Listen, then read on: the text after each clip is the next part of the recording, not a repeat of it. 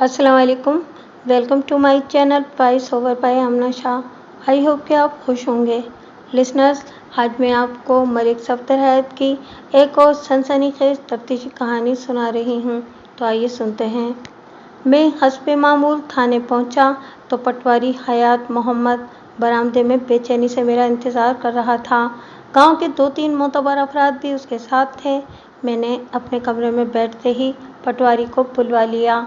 वो अंदर आया तो मैंने उसे अपने सामने कुर्सी पर बैठने का इशारा किया।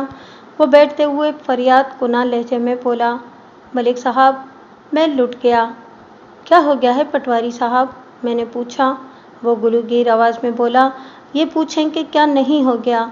मैं तो किसी को मुंह दिखाने के काबिल नहीं रहा। वो जालिम मेरी लाडली बच्ची को अगवा करके ले गए हैं। आज इसकी बारात आने वाली थी और उसकी आवाज़ रुंध गई। मैंने तसल्लीआमेज़ लहजे में कहा, हौसला रखें पटवारी साहब, मुझे पूरी बात बताएं, आपके साथ क्या वाक़या पेश आया है। वो आंसू पोंछते हुए बोला, अब मेरी इज़्ज़त आपके हाथ में है मलिक साहब, आप ही ग़ज़ाला को वापस ला सकते हैं। मैं आपकी मदद करने की पूरी कोशिश करूँगा। मैंने पूरी यकीन लहजे में कहा, आप मुझे कुछ बताएं तो। जब तक पूरी तफसील मुझे मालूम नहीं होगी, मैं आपके लिए कुछ नहीं कर सकूँगा। चंद लम्हों तक खामोश रहने के बाद उसने बताया कि गुज़िश्ता रात लगभग निस्फ दर्जन घुड़सवार उसके घर में दंदनाते हुए दाखिल हुए थे और उसकी बेटी ग़ज़ाला को उठा के ले गए थे। वो सब मुसल्लह थे और उन्होंने ढाटे लगा रखे थे। घर वालों ने मज़ाहिमत करने की कोशिश की तो डाकुओं ने बंदूकें तान लीं। डाकू उनकी बेबसी का मजाक उड़ाते हुए ग़ज़ाला को ज़बरदस्ती अपने साथ ले गए। डाकुओं के जाने के बाद ये खबर पूरे गांव में फैल गई। शोर-गुल सुनकर अक्सर लोग बेदार हो गए थे। फिर कुछ पुरजोश नौजवान घोड़ों पर सवार होकर डाकुओं के ताक़ुब में भी गए, लेकिन 1 घंटे की तलाश बिस्यार के बाद वो बेनीलो मराम वापस लौट आए। डाकू ग़ज़ाला को जिस सिमत ले गए थे, इस तरफ मीलों तक घना जंगल फैला हुआ था। अब पटवारी हयात मोहम्मद अपनी बेटी के अगवा की रिपोर्ट दर्ज कराने मेरे पास आया था और मेरी मदद का तलबगार था। मैंने कहा, इतना बड़ा कदम तो उठ चुका है पटवारी साहब, और ये काम किसी दुश्मन का ही हो सकता है, किसी बहुत बड़े दुश्मन का। मेरी तो मति मारी गई है, कुछ समझ में ही नहीं आता कि क्या करूं। वो बेचारगी आमेज़ लहजे में बोला, अगर ग़ज़ाला वापस ना आई तो मेरी नाक कट जाएगी। मैं बारात का किस मुँह से इस्तकबाल करूँगा? अब आप ही कुछ कर सकते हैं। मैंने कहा, मैं जो कुछ कर सका ज़रूर करूँगा। आपके साथ जो सानिहा पेश आया है, मुझे उसका दिली अफसोस है। आप फ़िक्र न करें, मैं आपकी बेटी को बाजियाब करने की पूरी कोशिश करूँगा, लेकिन इसके लिए मुझे आपके भरपूर ताउन की ज़रूरत है। उसने चौंक कर मेरी जानिब देखा। मलिक साहब, मैं हर किस्म के ताउन के लिए तैयार हूँ, आप हुक्म करें। इस वक्त मेरी तो इज़्ज़त दाव पर लगी हुई है। मैं आपसे खासा ज़ाती नौइयत का एक सवाल पूछना चाहता हूँ। आप जो चाहें पूछें। वो सीधा होकर बैठ गया। ग़ज़ाला की शादी आप अपनी मर्ज़ी से कर रहे थे या इसमें इसकी रज़ामंदी भी शामिल थी? मैं आपकी बात का मतलब नहीं समझा जनाब। मैंने कोई मुश्किल बात तो नहीं की। मैंने कहा, क्या ग़ज़ाला इस शादी के लिए बख़ुशी तैयार थी? हाँ जी, बिल्कुल। वो पुरवसूख लहजे में बोला, इससे अच्छा रिश्ता भला और क्या हो सकता था। इसकी शादी चौधरी कादिर समा के बेटे चौधरी हैदर अली से हो रही थी। ग़ज़ाला के तो नसीब जाग उठे थे, लेकिन इसकी आंखों में आंसू तैरने लगे।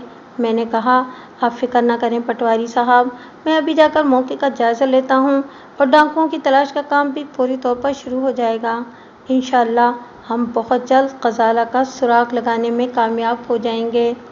सोना रब करे ऐसा ही हो, वो ममनूनियत आमेज़ अंदाज में बोला। मैंने पूछा, हयात मोहम्मद, आपके घर से डाकू ग़ज़ाला के अलावा और क्या क्या ले गए हैं? उन्होंने किसी और चीज़ को हाथ भी नहीं लगाया। क्या आपने घर का कीमती सामान वगैरह चेक कर लिया है? उसने इस बात में जवाब दिया, सब कुछ ज्यों का त्यों रखा है, बस एक ग़ज़ाला ही नहीं है। इसका मतलब ये हुआ कि यह खालिसतन अगवा की वारदात है। मैंने पुरतफक्कुर अंदाज में कहा, अगर डाकू डकैती की नीयत से आते तो कीमती सामान और नकदी और ज़ेवरात पर हाथ डालते, लेकिन उन्होंने जहेज़ के कीमती सामान को नज़रअंदाज कर दिया और दुल्हन को ही ले उड़े। अब जल्दी कुछ करें जनाब। पटवारी के लहजे में दुनिया जहान का कर्ब हिलकोरे ले रहा था। अगर देर हो गई तो क़यामत टूट पड़ेगी। मैंने कहा, पटवारी साहब, आपने बताया है कि आपका कोई ऐसा दुश्मन नहीं है जो इतनी बड़ी जसारत कर सकता। अच्छी तरह सोच लें, अगर आप मुझसे कुछ छुपाने की कोशिश करेंगे तो मैं पूरी तरह आपकी मदद नहीं कर सकूंगा। ऐसा न हो कि बाद में आपको पछताना पड़े। मैं बात ख़त्म करते ही इसकी आंखों में झांकने लगा। वो घबराकर दूसरी तरफ देखने लगा। मुझे शक गुजरा कि कोई न कोई ऐसी बात ज़रूर है जो पटवारी मुझसे छुपाना चाहता है। मैंने निस्बतन चुपते हुए लहजे में सवाल किया, पटवारी साहब, आपकी बयान करता तफसीलात से ये बात वाज़ेह हुई है कि डाकुओं को सिर्फ आपकी बेटी ग़ज़ाला से सरोकार था और वो उसको उठाकर चलते बने। क्या मैं गलत कह रहा हूँ? मैं समझा नहीं जनाब, आप कहना क्या चाहते हैं? मैंने कहा, मैं ये कहना चाहता हूँ कि कहीं आपकी बेटी का कोई चक्कर वगैरह तो नहीं था? कैसा चक्कर? वो नागवारी से बोला, कोई इश्क वगैरह का चक्कर? मलिक साहब, आप कैसी बातें कर रहे हैं? वो तेज़ लहजे में बोला, ग़ज़ाला ऐसी लड़की नहीं है। मुझे अपनी बेटी पर पूरा भरोसा है। मैंने इसकी तरबियत बड़े अच्छे अंदाज में की है। मैं इस किस्म के गलीज़ जरासीम इसमें नहीं पाए जाते। मुझे इसका तबसरा नागवार गुजरा, ताहम वो इस वक्त सदमा खाए हुए था, इसलिए मैंने अपनी नागवारी का इजहार नहीं किया और मोतदिल लहजे में कहा, पटवारी साहब, इश्क करना तो बड़ा पाकीज़ा काम है। ये गलीज़ जरासीमों का किया धरा नहीं होता। बहरहाल मेरे सवाल का मकसद ये था कि क्या कोई ऐसा शख्स था जो ग़ज़ाला से शादी का ख़्वाहां हो? मैं दानिस्ता जुमला अधूरा छोड़कर उसकी आंखों में देखने लगा। मुझे उसकी आंखों में इज़्तिराब के साए लहराते हुए नजर आए। वो तामुल करते हुए बोला, आप गलत सोच रहे हैं जनाब, ऐसी कोई बात नहीं थी। इसके लहजे के खोखलेपन से वाज़ेह था कि वो झूठ बोल रहा था। गोया मेरा अंदाज़ा दुरुस्त था। यकीनी तौर पर कोई ऐसा शख्स मौजूद था जो ग़ज़ाला से शादी का ख्वाहिशमंद था, लेकिन जब उसने देखा कि ग़ज़ाला तो चौधरी के बेटे की दुल्हन बनने जा रही थी, तो उसने डाकुओं की मदद से ग़ज़ाला को अगवा करवा लिया, क्योंकि वो खुल्लम खुल्ला चौधरियों की मुखालफत मोल नहीं ले सकता था। इस थ्योरी से एक नतीजा ये निकलता था कि ग़ज़ाला को हासिल करने वाला कोई शरीफ आदमी नहीं था, वो कोई जुराइम पेशा शख्स था जिसके डाकुओं से मरासिम थे। मेरे जहन में एक बात ये भी आ रही थी कि मुमकिन था यह ग़ज़ाला के किसी आशिक नाशाद का काम हो। ऐसा कोई शख्स सिरे से इस अक़वा में मुलव्विस ही ना हो और ये चौधरी कादिर जमा के किसी दुश्मन की चाल हो जो किसी पुराने हिसाब को बेबाक करना चाहता हो, वो चौधरी को बेइज्जत करना चाहता हो। एक इम्कान ये भी था कि ये पटवारी हयात मोहम्मद के किसी देरीना दुश्मन का कारनामा भी हो। मेरे जहन में मुत्तअद्दिद इम्कानात जल बुझ रहे थे और मुझे ये भी महसूस हो रहा था कि पटवारी हयात मोहम्मद बहुत सी बातों की पर्दापोशी कर रहा था। मैंने इसके चेहरे पर नज़रें जमाते हुए सवाल किया, पटवारी साहब, आपकी बेटी की उम्र क्या है? आने वाले सावन में 22 साल की हो जाएगी। मैंने पूछा, आप माशाअल्लाह पढ़े लिखे आदमी हैं, मुझे उम्मीद है कि आपने ग़ज़ाला को भी तालीम दिलाई होगी। जी हाँ, वो 10 जमातें पास है। आगे नहीं पढ़ाया आपने? वो तो पढ़ना चाहती थी, लेकिन मैंने खुद ही इजाज़त नहीं दी। उसने बताया और फिर खुद ही वजाहत कर दी। मैंने कौन सी से मुलाजमत करवानी थी? लड़कियों की इतनी ही तालीम का काफ़ी होती है। वैसे भी आगे तालीम जारी रखने के लिए इसे कॉलेज जाना पड़ता, जो शहर में है। गांव की बात तो दूसरी थी, लेकिन रोज़ाना शहर आना जाना, मेरा मतलब है कि मलिक साहब, ज़माना ठीक नहीं है। अपनी इज्जत अपने हाथ में होती है। मैंने वाज़ेह तौर पर महसूस किया कि उसने फिर खुद छुपाने की कोशिश की थी और इस बात का ताल्लुक़ ग़ज़ाला की तालीम से था। मैंने सवालात का रुख तब्दील करते हुए पूछा, पटवारी साहब, आज आपकी बेटी की बारात आने वाली है। आपका होने वाला दामाद चौधरी हैदर अली कैसा शख्स है? उसने उलझी हुई नज़रों से मुझे देखा, फिर गोया हुआ, हैदर अली बहुत समझदार बच्चा है जनाब, मेरी बहुत इज्जत करता है। वैसे तो चौधरी कादिर जमा की सारी औलादें ही अच्छी हैं, लेकिन हैदर अली का तो कोई मुकाबला ही नहीं है। मैंने अचानक पूछा, चौधरी कादिर जमा से आपकी पुरानी रिश्तेदारी है? वो तामुल करते हुए बोला, चौधरी साहब से मेरी रिश्तेदारी तो नहीं है, लेकिन समझ लें कि बस घरेलू ताल्लुकात हैं। मैंने हैदर अली के रिश्ते की हामी भी इसलिए भरी थी कि ये घरेलू नौयत के ताल्लुकात रिश्तेदारी में बदल जाएं। ये बहुत अच्छी बात है, मैंने कहा और फिर पूछा, मेरा ख्याल है कि चौधरी कादिर समा इस गांव में तो नहीं रहता? जी, वो दूसरे गांव में रहते हैं। वो जल्दी से बोला, इस गांव में इनका आना जाना है। मैंने पूछा, आपने बताया है कि चौधरी कादिर जमा से आपके घरेलू ताल्लुकात हैं। इसका मतलब है कि चौधरी साहब आपके घर भी आते जाते होंगे? जी हाँ, वो अक्सर मेरे घर आते रहते हैं। हैदर अली भी आता होगा? कभी कभार, वो बेख्याली में बोला, फिर फिलफौर संभल गया। हैदर अली हमेशा बड़े चौधरी साहब के साथ ही आता है जनाब। हालांकि मैंने पटवारी से ये नहीं पूछा था कि हैदर अली तन्हा इसके घर में आता था या अपने बाप के साथ आता था, लेकिन इसने खुद ही मेरी मालूमात में इजाफा कर दिया था। इसका मतलब था कि हैदर अली के हवाले से भी उसके दिल में कोई चोर था जो नादानिस्तगी में इसकी सामान पर आ गया था। मैंने सवाल किया, पटवारी साहब, लगता है कि ये शादी छोटे चौधरी की पसंद से हो रही थी। आपसे झूठ नहीं बोलूँगा जनाब, पटवारी ने संजीदा लहजे में कहा। हैदर अली वाकई मेरी बेटी को पसंद करता था। क्या गजाला भी इसे पसंद करती थी? इसने हिचकिचाहट आमेज नज़रों से मुझे देखा और बोला, मैंने गजाला की मर्जी मालूम करने के लिए अपनी बीवी से कहा था और किशोर ने मुझे तसल्लीबख्श जवाब दिया था। कैसा तसल्लीबख्श जवाब? मैंने इस्तफसार किया। वो बोला कि किशोर ने बताया था कि गजाला चौधरी हैदर अली से अपने रिश्ते की बात सुनकर खामोश हो गई थी और उसने इनकार नहीं किया था, बस गर्दन झुका दी थी। मैंने कहा, गजाला ने इनकार नहीं किया था तो आपने समझ लिया कैसे ये शादी मंजूर है? बिल्कुल जनाब, अगर गजाला कोई शादी पर कोई एतराज़ होता तो वो ज़रूर इसका इजहार करती। वो हम मियाँ बीवी से कुछ नहीं छुपाती। वो हमारी अकलौती औलाद है। हमने इसे बड़ी मोहब्बत से पाला है। इसे यकीन था कि हम इसके सच्चे खैर खां हैं। अगर हम इसकी शादी चौधरी हैदर अली से कर रहे थे तो इसमें भी गजाला ही की भलाई थी।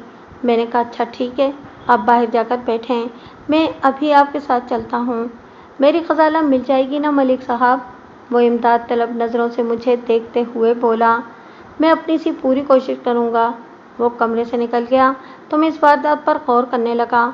अगर पटवारी ने दानिस्ता कुछ बातों को छुपाने की कोशिश की थी तो इसका मतलब था कि कहीं कोई ना कोई गड़बड़ ज़रूर थी। मैंने एएसआई मोहम्मद रियाज बाजवा को अपने कमरे में बुलाया और सारी बात समझाने के बाद मौका वारदात पर चलने की तैयारी का हुक्म दिया। इसी वक्त एक कांस्टेबल ने अंदर आकर इतला दी, मलिक साहब, साथ वाले पिंड के चौधरी साहब आए हैं। कौन से चौधरी साहब? अस्सलाम वालेकुम मलिक साहब। कांस्टेबल के जवाब देने से पहले ही चौधरी अंदर आ गया। मेरा नाम चौधरी कादर समा है। फिर उसने अपने साथ आने वाले एक गबरू जवान का तारुफ कराते हुए कहा, ये मेरा बेटा हैदर अली है। मैंने चौधरी कादिर समा और उसके बेटे को बैठने का इशारा किया। पटवारी हयात मोहम्मद इन्हें देखते ही कुर्सी से उठकर खड़ा हो गया था। चौधरी कादिर समा ने उखड़े हुए लहजे में पटवारी से पूछा, हयात मोहम्मद, ये सब कैसे हो गया? हयात मोहम्मद बाकायदा रोने लगा। गजब हो गया चौधरी साहब, मैं तो आंख मिलाने के काबिल भी नहीं रहा। डाकू मेरी खजालों को उठाकर ले गए हैं। अभी थोड़ी देर पहले मुझे इस वाक़ये की इत्तला मिली थी। कादिर समा ने बदस्तूर उखड़े हुए अंदाज में कहा, यहाँ आकर पता चला कि तुम रिपोर्ट लिखवाने थाने गए हुए हो। मैं सीधा इधर ही चला आया। मलिक साहब ने रिपोर्ट तो दर्ज कर ली है। हयात मोहम्मद ने चौधरी कादिर समा को मुत्तला किया। अभी ये मेरे साथ जाने ही वाले थे कि आप आ गए। कादिर समा ने मेरी तरफ देखते हुए कहा, मलिक साहब, ये आपने अपने इलाके में क्या अंधेर मचा रखी है? मुझे इसका तर्ज तखातुब सख्त नागवार गुजरा। ताहम मैंने ज़ब्त का मुजाहरा करते हुए कहा, चौधरी साहब, मैं इस इलाके का अंधेर ख़त्म करने के लिए यहाँ आया हूँ। अब डाकुओं, चोरों और कातिलों को कहीं पनाह नहीं मिलेगी, चाहे कोई कितना ही असर रसूख वाला क्यों ना हो। मेरा जवाब सुनकर वो पल खाकर रह गया। वो एक रोब-दाब वाला चौधरी था। उसने कोरे लट्ठे की शलवार कमीज पर स्याह शेरवानी पहन रखी थी। पाँव में तिल्लेदार खुस्सा था जो हर कदम पर अपनी मौजूदगी का एहसास दिलाता था। इसके कंधे पर रिवॉल्वर लटक रहा था। सर पर कलफ वाली ऊंचे शिमले की पगड़ी अजीब बहार दिखा रही थी। छोटे चौधरी ने मलमल के कुर्ते के नीचे रंगदार तहमद बांध रखा था और पाँव में देसी जूती थी। वो खासा सजीला नौजवान था और उसने बड़ी सेहतमंद मूछें पाल रखी थीं। बाद में मुझे मालूम हुआ कि इनके साथ 2 बॉडीगार्ड किस्म के डशकरे आए थे जो मुसल्लह थे और बाहर बरामदे में बैठे हुए थे। चौधरी ने तंजिया लहजे में कहा, मलिक जी, अगर आप यूं ही थाने में हाथ पर हाथ रखे बैठे रहे तो फिर कर चुके आप अंधेर ख़त्म। मैंने इसके तंज को पीते हुए जवाब दिया, आप फिक्र ही न करें चौधरी साहब, मैं अभी मौका वारदात पर जाकर जायज़ा लेता हूँ। आपकी नज़रों के सामने फौरी कानूनी कार्रवाई की जाएगी। चौधरी हैदर अली ने कहा, आप कानूनी कार्रवाई करेंगे या कुछ और? मुझे तो शाम से पहले पहले खजाला चाहिए बस। इसके लहजे में तहकुम पाया जाता था। मैंने कहा, जवान, थानेदार तुम हो या मैं? थानेदार तो आप ही हैं। तो फिर मुझे थानेदारी सिखाने की कोशिश न करो, मैंने सख्त लहजे में कहा। मैं जानता हूँ कि मुझे इस मौके पर क्या करना चाहिए। वो सीना फुलाते हुए बोला, थानेदार साहब, ये मेरी इज्जत का मामला है। अगर गजाला वापस ना आई तो? मैंने उसके कंधे पर हाथ रखते हुए तशफ़ी आमेज़ अंदाज में कहा, मैं तुम्हारे जज्बात को समझता हूँ। मुझे इस वाक़े का वाकई दिली सदमा है। तुम हौसला रखो, तुम्हारी होने वाली बीवी को मैं ज़रूर ढूंढ निकालूंगा। मलिक साहब, चौधरी कादिर जमा ने रऊनत आमेज़ लहजे में कहा, आप पैसों की परवाह न करें। अल्लाह ने मुझे बहुत नवाज रखा है। मैं आपके कदमों में नोटों का अंबार लगा दूंगा। मैंने तमस्कुराना मुस्कुराहट होठों पर लाते हुए कहा, जिस काम के लिए मुझे गवर्नमेंट ने इस थाने में मुतय्यन किया है, इसकी मुझे सरकार तनख्वाह भी देती है और मेरे लिए वही काफ़ी है। आप फिक्र न करें, मैं अपने फ़राइज़ पूरी तरह निभाऊंगा। फिर भी हम हर किस्म के ताउन के लिए तैयार हैं। अगर ज़रूरत पड़ी तो मैं आपको ज़रूर ज़हमत दूंगा चौधरी साहब, मैंने कहा और एएसआई को दोबारा इशारा किया, जो चौधरी की आमद के बायस वहीं रुक गया था। चौधरी कादर जमा और चौधरी हैदर अली एक सजे सजाए टांगे में वहां पहुंचे थे। मैं इनके साथ ही बैठ गया। एएसआई 2 कांस्टेबलों के साथ साइकिलों पर सवार होकर पटवारी हयात मोहम्मद के घर की तरफ चल दिया। पटवारी हयात मोहम्मद और गांव के दूसरे 2 अफराद घोड़ों पर थे। मैंने थाने से रवाना होने से पहले एहतियाती तौर पर 6-6 सिपाहियों की 3 टोलियां एक-एक एएसआई की निगरानी में डाकुओं की तलाश में जंगल की तरफ रवाना कर दी थीं। दरिया के इस पार वो तवील और अरीस जंगल मीलों तक फैला हुआ था। मेरी ये कार्रवाई देखकर चौधरी कादर जमा और हैदर अली खासे मुतमईन नजर आ रहे थे। हयात मोहम्मद पटवारी का घर खासे बड़े कताई अराजी पर बना हुआ था, लेकिन रकबे की मुनासबत से इसमें कमरों की तादाद बहुत कम थी, जिसकी वजह वो कुशादा सहन था जो घर के दरमियान वाक़ था। आप अपनी आसानी के लिए यूँ समझ लें, घर के पिछले हिस्से में 3 हालनुमा बड़े बड़े कमरे बने हुए थे, जिनके सामने गोल सुतूनों वाला मेहराबी बरामदा था। इसके बाद मैदान नुमा वसी सहन था, जिसमें मुख्तलिफ फलदार और सायादार दरख्त लगे हुए थे। एक बतौर ड्राइंग रूम और दूसरा बतौर बेडरूम इस्तेमाल किया जाता था। हयात मोहम्मद पटवारी का कुनबा नहायत ही मुख्तसर था, यानी कि हयात मोहम्मद, इसकी बीवी किश्वर और अकलौती बेटी गजाला। ये सारी मालूमात मुझे घर के अंदर दाखिल होने के बाद हासिल हुई थीं। हयात मोहम्मद की मईयत में हम सब ड्राइंग रूम में आकर बैठ गए। हयात मोहम्मद ने हमारी खातिर तवाज़ो के लिए बंदे दौड़ाना चाहे, लेकिन मैंने इसे हाथ के इशारे से मना कर दिया। पटवारी साहब, आप इन तकल्लुफ़ात को फ़िलहाल रहने दें, मैंने उठते हुए कहा। पहले मैं आपके घर का जायज़ा लेना चाहता हूँ। 1 मिनट, वो हाथ के इशारे से मुझे रुकने का कहकर घर के अंदरूनी हिस्से की जानिब बढ़ गया। मैं पर्दा करवा के अभी आता हूँ। थोड़ी देर बाद वो वापस आया और मुझे अपने साथ चलने का इशारा किया। मैं एएसआई रियाज बाजवा और दोनों कांस्टेबलों को बैठक में छोड़कर हयात मोहम्मद के साथ अंदर की तरफ चला गया। हयात मोहम्मद ने घर के पिछले हिस्से में बने हुए बाएं तरफ वाले कमरे की जानिब इशारा करते हुए बताया, गजाला इस कमरे में सोई थी, बल्कि यूं कहें कि यह गजाला का ही कमरा है। मैंने पूछा, क्या कल रात भी वो इसी कमरे में सोई थी? हयात मोहम्मद ने इस बात में जवाब दिया। मैंने कमरे का जायज़ा लिया। इस कमरे में 2 दरवाजे थे, एक बाहर की जानिब बरामदे में खुलता था और दूसरा दरमियानी कमरे की तरफ। इसके अलावा एक खिड़की भी बरामदे में खुलती थी। मैंने हयात मोहम्मद से पूछा, क्या गजाला इस कमरे में अकेली सोती थी?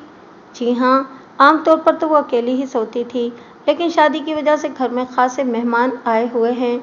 आजकल कुछ लड़कियां बालियां भी इसी कमरे में सो जाया करती थीं। गुज़िश्ता रात इसके साथ कौन कौन था?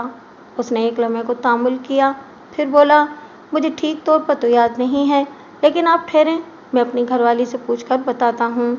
आपकी घरवाली से मैं खुद ही पूछ लूँगा, मैंने कहा। आप ये बताएं कि आप मियाँ बीवी किस कमरे में रहते हैं? ये दरमियान वाले कमरे में। और इस दाएं वाले कमरे में कौन सोता है? हयात मोहम्मद ने बताया कि आमतौर पर तो ये कमरा खाली ही रहता है, लेकिन आजकल कुछ मेहमान ठहरे हुए हैं इसमें। मैंने पूछा, जब डाकुओं ने गजाला को अगवा किया, इस वक्त आप क्या कर रहे थे? मैं किशोर के साथ अपने कमरे में था, हयात मोहम्मद ने बताया, और हम सो रहे थे। रात 11-12 बजे तक मेहमान औरतें और गांव की लड़कियां ढोलक पर गीत गाती रही थीं। इसके बाद हम सब सो गए थे। क्या आपने सोने से पहले बैरूनी दरवाज़ा बंद किया था? मैंने सवाल किया। हयात मोहम्मद बोला, मैंने खुद अपने हाथों से गेट बंद किया था मलिक साहब। न सिर्फ बंद किया था बल्कि अंदर से कुंडी भी चढ़ा दी थी। ताला तो नहीं लगाया था? नहीं जी, वो नफ़ी में सर हिलाते हुए बोला, इसकी क्या ज़रूरत थी, कुंडी ही काफ़ी थी। पहले कभी यह सवाक़या पेश नहीं आया था। हमारे गांव में तो चोरी चकारी के वाक़यात भी पेश नहीं आते। मैंने कहा, इसका मतलब है कि डाकुओं में से पहले कोई एक आध बंदा गेट के ऊपर से फलांग कर अंदर आया होगा, फिर इसने अपने साथियों के लिए गेट खोल दिया होगा। पता नहीं जी, नामुरादों ने क्या किया होगा। वो रूहां से लहजे में बोला, मेरी तो बेटी ले गए वो, खुदा करे इनको नमूनिया हो जाए, वो हैज़े से मरें और मेरी ग़ज़ाला मुझे वापस मिल जाए। मैंने इसके वावेले को नज़रअंदाज करते हुए पूछा, आपकी आँख किस तरह खुली थी? मेरा मतलब है कि आपको किस तरह पता चला कि डाकू घर के अंदर घुस आए थे? वो बोला, मुझे मेरी बीवी ने हिलाकर जगाया था। इसने ग़ज़ाला वाले कमरे में कुछ गड़बड़ की आवाज़ें सुनी थीं। मैं हड़बड़ाकर उठ बैठा और ग़ज़ाला के कमरे की जानिब बढ़ा। इस वक्त तक एक डाकू ग़ज़ाला को कंधे पर डाले बैरूनी गेट की तरफ बढ़ रहा था और डाकू इसके दाएं बाएं चल रहे थे। मैंने पूछा, फिर आपने क्या किया? मैंने लपककर इस डाकू को दबोचना चाहा जो ग़ज़ाला को उठाए हुए था, लेकिन दूसरे डाकुओं ने मेरे सीने पर बंदूक की नाल रखकर मुझे ऐसा करने से रोक दिया। इतनी देर में किशोर ने दाएं जाने वाले तीसरे कमरे में मौजूद मेहमान ख़वातीन को भी जगा दिया था, लेकिन मुसल्लह डाकुओं के सामने कोई मज़ाहिमत ना कर सका और वो मेरी ग़ज़ाला को ले गए। 3 डाकू तो आपने अपनी आंखों से देखे थे। मैंने कहा, क्या इसके अलावा बाहर भी कुछ डाकू मौजूद थे? मेरा ख्याल है कि इनके 3-4 साथी बाहर भी मौजूद थे, हयात मोहम्मद ने बताया। मैंने 6-7 घुड़सवारों को वहाँ से जाते हुए देखा था। आपको कुछ अंदाज़ा है ये वाक़या कितने बजे पेश आया था? उसने जवाब दिया, रात का पिछला पहर था, लगभग 4 का वक्त होगा। मैं हयात मोहम्मद के सारे जवाब अपनी डायरी में नोट करता जा रहा था। मैंने कहा कि ये कच्चा बयान है, पक्का बयान थाने चलकर होगा। अगर आपने किसी किस्म की गलत बयानी से काम लिया तो उल्टी मुसीबत आपके सर भी आ सकती है। हम तो पहले ही मुसीबत में फंसे हुए हैं।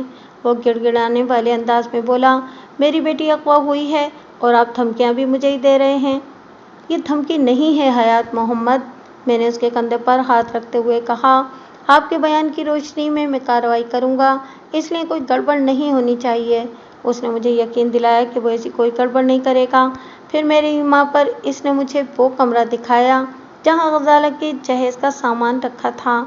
ये कमरा दरअसल दरमियानी कमरे के पिछवाड़े में बना हुआ एक खुफिया कमरा था, जिसका रास्ता हयात मोहम्मद के कमरे से था। यूँ समझ लें कि हयात मोहम्मद वाले बड़े कमरे को तकसीम करके 2 कमरे बना लिए गए थे।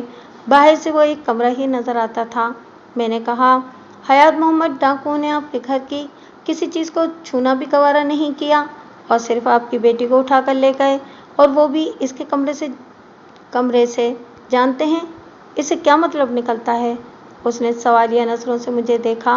मैंने अपनी बात की वजाहत करते हुए कहा, हयात मोहम्मद, इसका वाज़ेह मतलब यही है कि वो सिर्फ ग़ज़ाला के लिए ही आए थे और इन्हें ये भी मालूम था कि ग़ज़ाला किस कमरे में सोती है।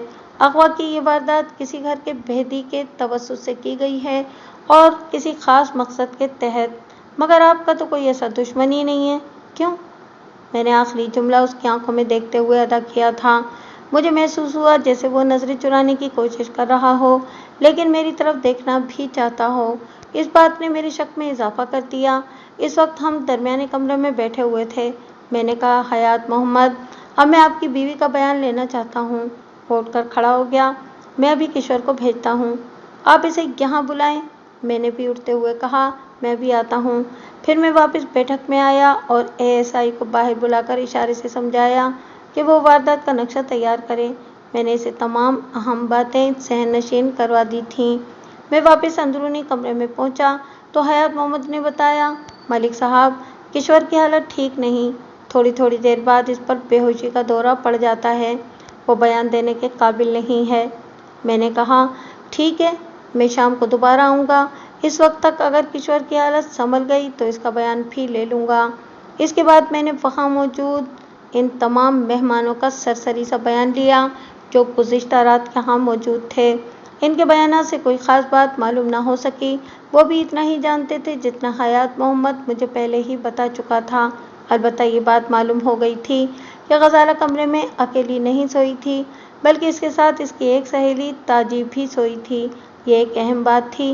ताजी से कोई ऐसी बात, ऐसा इशारा मिल सकता था जो ग़ज़ाला की तलाश में माविन साबित होता। मैंने हयात मोहम्मद से पूछा, ये ताजी कौन है? ताजी? इसने ज़ेरे लब दोहराया। अच्छा, वो मलिक साहब ताजी ग़ज़ाला की सहेली है। मैंने इधर उधर देखते हुए इस्तफ़सार किया। वो इस वक्त कहाँ है? ठहरें, मैं इसे ढूंढवाता हूँ। हयात मोहम्मद ने जवाब दिया और कमरे से निकल गया। थोड़ी देर में वापस आने के बाद इसने बताया, ताजी इस वक्त घर में नहीं है, वो अपने घर चली गई होगी। एक लम्हे के तवक्कुफ़ के बाद उसने पूछा, मलिक साहब, ताजी से आपको क्या काम है? मैंने कहा, मुझे मालूम हुआ है कि रात ताजी भी ग़ज़ाला के कमरे में सोई थी। अच्छा, इसने हैरत का इजहार किया। ये बात मुझे मालूम नहीं थी। क्या वो इसी गांव की रहने वाली है? मैंने पूछा। हाँ जी, इधर दूसरी गली में रहती है, हयात मोहम्मद ने बताया। आप कहें तो मैं अभी बुलवाता हूँ। नहीं, इसकी ज़रूरत नहीं है। इस फौरी ख्याल के तहत मैंने कहा, इसका बयान बाद में लिया जा सकता है। फिर मैं वापस बैठक में आ गया जहाँ चौधरी कादिर जमा और उसका बेटा हैदर अली बेताबी से मेरा इंतज़ार कर रहे थे। मुझे देखते ही कादिर जमा ने पूछा, थानेदार साहब, डाकुओं का कोई सुराग मिला? फ़िलहाल तो कोई सिरा हाथ नहीं आया, मैंने एक सोफ़े पर बैठते हुए कहा, लेकिन मैं कोशिश कर रहा हूँ। आप कब तक कोशिश करते रहेंगे जनाब? हैदर अली मेरी बात काटते हुए बोला। ग़ज़ाला पर जाने इस वक्त क्या बीत रही होगी। मुझे हैदर अली की मुदाखलत बुरी लगी, लेकिन मैंने इसको नज़रअंदाज करते हुए चौधरी कादिर जमा की तरफ देखते हुए कहा, चौधरी साहब, आप तो माशाअल्लाह सियाने आदमी हैं। जब तक इस वारदात का कोई मुहर्रिक वाज़ेह नहीं होगा, यूँ कह लें कि जब तक हम ग़ज़ाला के अगवा के मुहर्रिक का तयन नहीं कर लेंगे, इस वक्त तक नामालूम डाकुओं तक पहुँचना मुमकिन नहीं होगा। आपका क्या ख़याल है? मैं आपके ख़याल से इत्तफ़ाक़ करता हूँ मलिक साहब, बड़े चौधरी ने मुदब्बिराना अंदाज में कहा, लेकिन मुहर्रिक का तयन भी तो आप ही करेंगे ना? वजह फरमाया आपने। मैंने कहा, हम किसी भी जुर्म के मुहर्रिक का तयन हासिल शुदा मालूमात की रोशनी में करते हैं, जबकि पटवारी साहब ने हमें जो मालूमात अब तक फराहम की हैं, इनकी रोशनी में अगवा का कोई मुहर्रिक बनता ही नहीं, लेकिन शवाहिद इसके बरक्स निशानदही करते हैं। आप कहना क्या चाहते हैं थानेदार साहब? बड़ा चौधरी सीधा होकर बैठ गया। मैंने कहा, ग़ज़ाला के अगवा और तरीक़ा अगवा से ये बात वाज़ेह है कि अगवा कुनिंदगान को सिर्फ़ और सिर्फ ग़ज़ाला की ज़रूरत थी, वरना इस घर में खासा बेशकीमत सामान और ज़ेवरात भी मौजूद थे। लेकिन डाकुओं ने किसी चीज़ को हाथ भी नहीं लगाया और ग़ज़ाला को उठाकर चलते बने, और ये काम सिर्फ 2 अफराद ही कर सकते हैं। मैंने ड्रामाई अंदाज में जुमला अधूरा छोड़कर बारी बारी चौधरी कादिर जमा, चौधरी हैदर अली और पटवारी हयात मोहम्मद की जानिब देखा। छोटा चौधरी तेज के आलम में बोल उठा, कौन से 2 अफराद? आप मुझे बताएं, मैं अभी इनके टुकड़े टुकड़े कर दूंगा। तुम आराम से बैठो हैदर अली, कादिर जमा ने बेटे की पीठ सहलाते हुए कहा, मुझे मलिक साहब से बात करने दो। मैंने चौधरी हैदर अली की तरफ देखते हुए कहा, चौधरी साहब, मैं आपको पहुंचने वाले सदमे से बखूबी आगाह हूँ और आपकी मदद करने का दिल से ख्वाह हूँ। आप अपने जज्बात को कंट्रोल करें। चौधरी कादिर जमा ने मुझसे पूछा, मलिक साहब, आप 2 अफराद का जिक्र कर रहे थे। मैंने कहा कि हाँ, मेरे अंदाजे के मुताबिक ये तो किसी ऐसे शख्स की हरकत है जो ग़ज़ाला और हैदर अली की शादी से खुश नहीं था। इसने ग़ज़ाला को अगवा कर लिया या अगवा करवा लिया। चौधरी कादिर जमा ने कहा, कहते कलामी की माफ़ी चाहता हूँ जनाब। फिर पूछा कि ऐसा शख्स कौन हो सकता है जो इस शादी से खुश ना हो? मैंने कहा कि कोई भी ऐसा शख्स जो ग़ज़ाला से शादी करना चाहता हो। हैदर अली उठकर खड़ा हो गया। ये क्या कह रहे हैं आप? मैंने पहले भी तुम्हें समझाया था कि जज्बात को कंट्रोल में रखो। मैंने नागवारी से उसकी तरफ देखा, लेकिन लगता है कि बात तुम्हारी समझ में नहीं आई। अगर अब तुमने इश्तियाल में आने की कोशिश की तो बहालत मजबूरी तुम्हें बैठक से उठाना पड़ेगा। तुम खामोश नहीं बैठ सकते हैदर अली, कादिर जमा ने बाजू से पकड़कर हैदर को बिठाते हुए सर्जिश की। मुझे मलिक साहब से बात करने दो। تمہارا بیچ میں بولنا مناسب نہیں ہے۔ پھر حیات محمد پٹواری کی طرف دیکھتے ہوئے بولا، کیوں حیات محمد، ایسی کوئی بات تھی؟ حیات محمد احتجاجی لہجے میں بولا، بالکل نہیں جناب، ملک صاحب کی قیاس آرائی میری سمجھ میں نہیں آئی، سب آپ کی سمجھ میں آ جائے گا۔ میں نے اسے تیز نظروں سے گھورتے ہوئے کہا، ابھی تو تفتیش کا آغاز ہوا ہے۔ کمال کرتے ہیں آپ بھی۔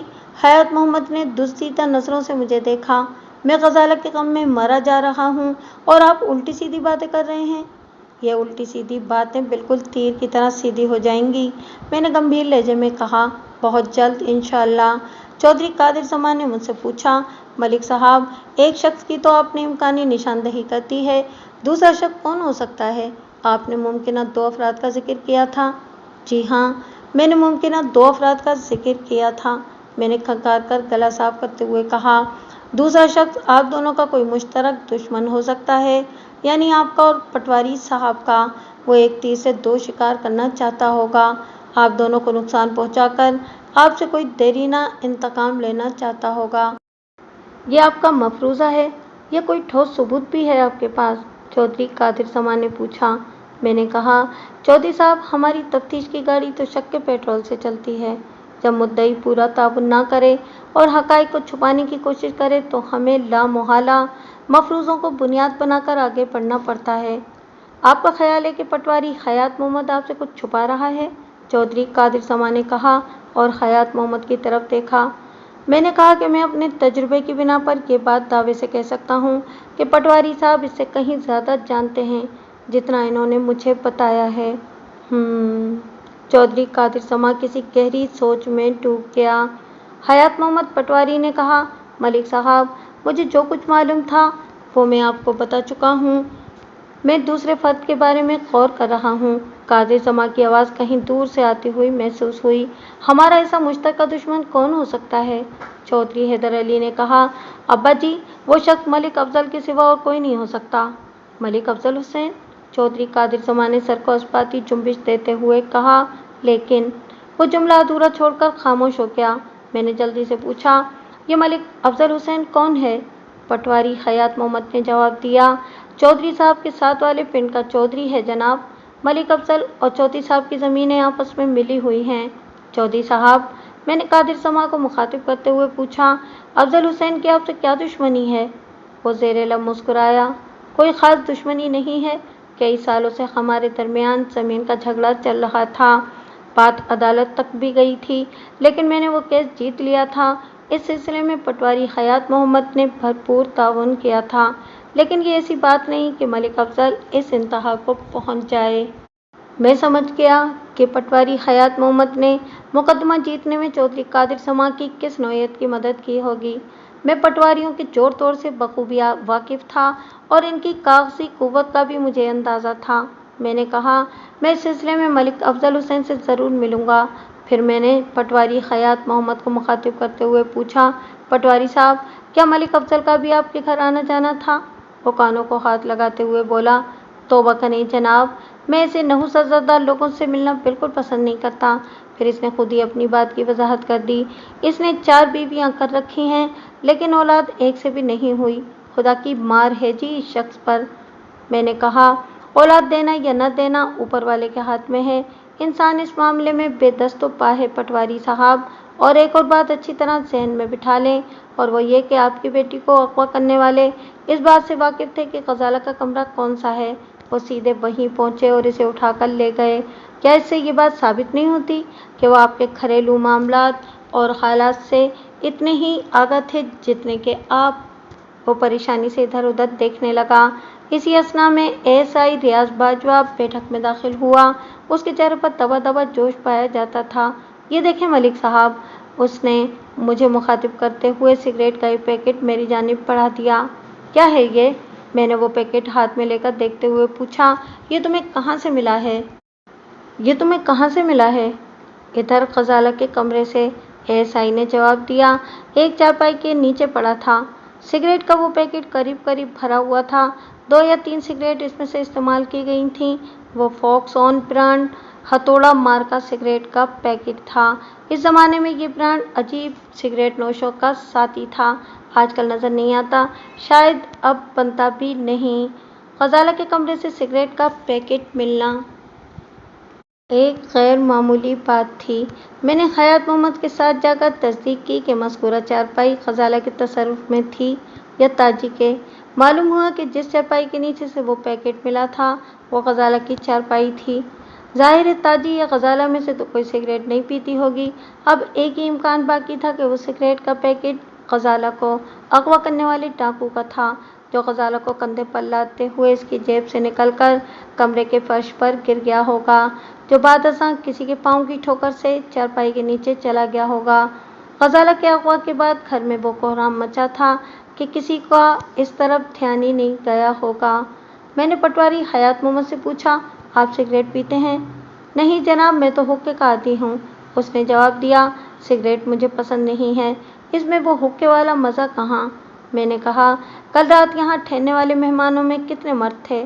اس نے سوچ کر جواب دیا، 2 مرد تھے جناب، انہیں فی الفور یہاں بلائیں۔ حیات محمد گیا اور اپنے مہمان مردوں کو لے کر آ گیا۔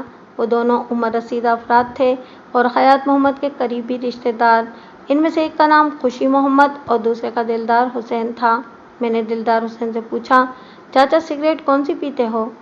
بگلا مار کا جناب، اس نے جواب دیا اور جیب سے بگلا مار کا سگریٹ کا پیکٹ نکال کر دکھایا۔ میں نے خوشی محمد سے بھی وہی سوال کیا۔ وہ بولا، دلدار صاحب، میں عام طور پر تو حقہ ہی پیتا ہوں، بس کبھی کبھار ہی سگریٹ منہ میں لے لیتا ہوں، جو بھی مل جائے، لالٹین، بگلا مار کا، پاسنگ چوب، وڈ بائن، کبھی ہتھوڑا مار کا نہیں پی۔ اللہ آپ کا بھلا کرے تھانے دار پتر، وہ رسانیت سے بولا۔ میں نے بتایا ہے نا، جو بھی مل جائے، یعنی جو بھی کوئی پلا دے، میں خود خرید کر سگریٹ نہیں پیتا ہوں۔ پھر ایک لمحے کے توقف کے بعد اس نے پوچھا، غزالہ بیٹی کا کچھ پتہ چلا تھانے دار صاحب؟ میں نے اسے یہ کہا کہ میں غزالہ کا سراغ لگانے کی کوشش کر رہا ہوں۔ پھر میں نے خوشی محمد اور دلدار حسین کو جانے کی اجازت دے دی۔ بعد میں مجھے معلوم ہوا کہ خوشی محمد رشتے میں غزالہ کا ماموں لگتا تھا۔ میں نے ہتھوڑا مار کا سگریٹ کا وہ پیکٹ اپنے پاس محفوظ کر لیا۔ اس زمانے میں فنگر پرنٹ اٹھانے کا کوئی رواج نہیں تھا اور عدالت بھی اس کو کوئی اہمیت نہیں دیتی تھی۔ میں نے وہ پیکٹ غزالہ کو اغوا کرنے والے ڈاکوؤں کے واحد سراغ کے طور پر اپنے پاس رکھ لیا تھا۔ چودھری قادر زمان نے پوچھا، ملک صاحب، سگریٹ کا یہ پیکٹ آپ کی بھلا کتنی مدد کرے گا؟ میں نے کہا، کچھ نہ ہونے سے تھوڑا بہت ہونا بھی بہتر ہوتا ہے چودھری صاحب۔ یہ تو آپ ٹھیک کہہ رہے ہیں، اور یہ بھی یاد رکھیں کہ بعض اوقات معمولی نوعیت کے سراغ بھی بہت کارآمد ثابت ہوتے ہیں۔ میں نے کہا، ممکن ہے میں اس سگریٹ کے پیکٹ سے غزالہ تک پہنچ جاؤں؟ خدا آپ کی زبان مبارک کرے ملک صاحب، پٹواری حیات محمد نے کہا۔ چودھری قادر زمان اٹھتے ہوئے بولا، ہم تو اب چلیں گے، ادھر حویلی میں اس خبر نے تہلکہ مچا رکھا ہے، ایک افراتفری کا عالم ہے، مجھے حیدر علی کی ماں اور چھوٹے بہن بھائیوں کو بھی سنبھالنا ہے۔ میں نے کہا، آپ کا بیان بھی بہت ضروری ہے چودھری صاحب۔ ہاں ہاں، وہ اس بات میں سر ہلاتے ہوئے بولا، ابھی تو میں بہت جلدی میں ہوں، یہ آپ بیان شیان کا سلسلہ کل رکھ لیں۔ ٹھیک ہے، میں نے کہا، آپ تھانے آنے کی زحمت گوارا کریں گے یا میں؟ وہ میری بات پوری ہونے سے پہلے ہی بول اٹھا، ملک صاحب، آپ ہماری حویلی کو رونق بخشیں تو مجھے بہت خوشی ہوگی۔ ویسے بھی آپ نے ملک افضل حسین کی طرف تو جانا ہی ہے، میری حویلی وہاں سے زیادہ دور نہیں ہے۔ چلیں، میں ہی آپ کی حویلی میں آ جاؤں گا، میں نے خوش دلی سے کہا۔ وہ بولا، ملک صاحب، ادھر تھانے میں ذرا گرمی سردی ہو گئی تھی، اس کے لیے میں معذرت خواہ ہوں۔ جوان خون تو آپ کو پتہ ہی ہے، بڑا جوش مارتا ہے، اور پھر یہ حیدر علی کی ہونے والی بیوی کا معاملہ ہے، میں اپنے بیٹے کی طرف سے ایک مرتبہ پھر آپ سے معذرت چاہتا ہوں۔ ایسا ہو جاتا ہے، کوئی بات نہیں، میں نے مسکراتے ہوئے کہا۔ پھر حیدر علی کی طرف دیکھتے ہوئے اضافہ کیا، جوان، اس وقت تمہیں جوش کے بجائے ہوش سے کام لینا چاہیے۔ میں تمہاری نازک پوزیشن کو سمجھتا ہوں، لیکن یہ معاملہ سوچ بچار اور سوجھ بوجھ سے ہی سلجھے گا برخوردار۔ جذباتی اچھل کود اس معاملے کو سلجھانے کے بجائے مزید الجھا دے گی۔ میری بات اس کی سمجھ میں آ گئی، خجالت آمیز لہجے میں بولا، آپ ٹھیک کہتے ہیں ملک صاحب۔ چودھری قادر زمان نے کہا، غزالہ کی تلاش میں کوئی کسر اٹھا نہ رکھیں ملک صاحب، آپ کو جس قسم کی بھی مدد درکار ہو میں حاضر ہوں۔ پھر وہ پٹواری حیات محمد کو تسلی دلاسے دے کر اپنے ٹانگے میں وہاں سے چلے گئے۔ وہ اس کے سوا اور کر بھی کیا سکتے تھے؟ ان کی حویلی میں بھی اس وقت ایک قیامت برپا ہوگی، وہ حویلی جس کے در و دیوار میں اس خاندان کی پہلی دلہن آنے والی تھی مگر اب نہیں آ سکتی تھی۔ کم از کم آج کی تاریخ میں تو ایسا ہونا ممکن نظر نہیں آتا تھا۔ چودھری کے جانے کے بعد میں نے خیاط محمد پٹواری سے کہا، آپ اندر جا کر دیکھیں، آپ کی بیوی کی حالت ذرا سنبھل گئی ہو تو میں اس کا بیان لینا چاہتا ہوں۔ وہ اندر گیا اور تھوڑی دیر بعد آ کر بتایا کہ کشور ابھی بیان دینے کے قابل نہیں ہے۔ میں نے کہا، آپ نے تاجی نامی غزالہ کی سہیلی کا گھر کس طرف بتایا تھا؟ ادھر دوسری گلی میں، اور مجھے پتہ سمجھانے لگا۔ میں اٹھ کر کھڑا ہو گیا۔ ٹھیک ہے، میں اسے دیکھ لیتا ہوں۔ خیاط محمد نے کہا، ملک صاحب، آپ نے یہ کیا شوشہ چھوڑ دیا ہے؟ کون سا شوشہ بھائی؟ وہی جی، غزالہ کے کسی عاشق والا۔ خیاط محمد نے کہا، اب چودھری صاحب جانے دل میں کیا کیا سوچ رہے ہوں گے؟ میں نے کہا، میں نے کوئی شوشہ نہیں چھوڑا بلکہ ایک امکان کی جانب اشارہ کیا تھا، کیونکہ بظاہر اغوا کی کوئی وجہ نظر نہیں آتی۔ پر چودھری صاحب کے دل میں تو میل آ جائے گا نا؟ وہ مسکین سی صورت بنا کر بولا، اب اگر غزالہ مل بھی گئی تو پتہ نہیں چودھری صاحب اسے اپنی بہو بنانے پر تیار بھی ہوتے ہیں یا نہیں۔ بے وقوفی کی باتیں نہ کرو پٹواری صاحب، میں نے ذرا سخت لہجے میں کہا۔ چودھری صاحب خاصے سمجھدار آدمی ہیں، زندگی کی اس اونچ نیچ سے اچھی طرح واقف ہیں۔ ہاں، البتہ، میں نے دانستہ جملہ ادھورا چھوڑ دیا تو وہ جلدی سے بولا، البتہ کیا؟ البتہ، میں نے اس کی آنکھوں میں گھورتے ہوئے سنسنی خیز لہجے میں کہا، اگر آپ نے واقعی چودھری صاحب کو کسی بات سے بے خبر رکھا ہوا ہے تو پھر آپ کے لیے خاصی مشکلات پیدا ہو سکتی ہیں۔ میں آپ کا مطلب نہیں سمجھا جناب۔ مطلب بہت واضح ہے حیات محمد، اگر واقعی کوئی شخص غزالہ کا طلبگار تھا تو غزالہ کے اقوام میں اس کا ہاتھ ہونے کے امکانات زیادہ روشن ہیں، اور یقینی طور پر آپ نے یہ بات چودھری قادر سما کو نہیں بتائی ہوگی، جیسا کہ مجھ سے بھی چھپانے کی کوشش کر رہے ہیں۔ وہ بے چین نگاہوں سے ادھر ادھر دیکھنے لگا۔ میں نے نرم لہجے میں کہا، اگر آپ نے چودھری صاحب سے کوئی اہم بات چھپائی ہے تو اس سے کوئی خاص فرق نہیں پڑتا، زیادہ سے زیادہ وہ اس رشتے سے انکار کر دیں گے، لیکن قانون کی نظر سے آپ نے اگر کوئی بات پوشیدہ رکھنے کی کوشش کی تو آپ الٹے مصیبت میں پھنس جائیں گے۔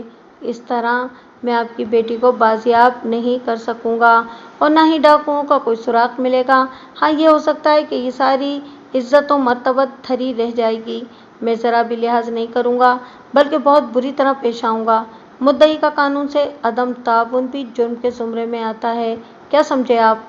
وہ سراسیمہ نظروں سے مجھے دیکھنے لگا، پھر لکنت آمیز لہجے میں بولا، ملک صاحب، ایسی کوئی بات ہے ہی نہیں، تو میں آپ کو بتاؤں کیا؟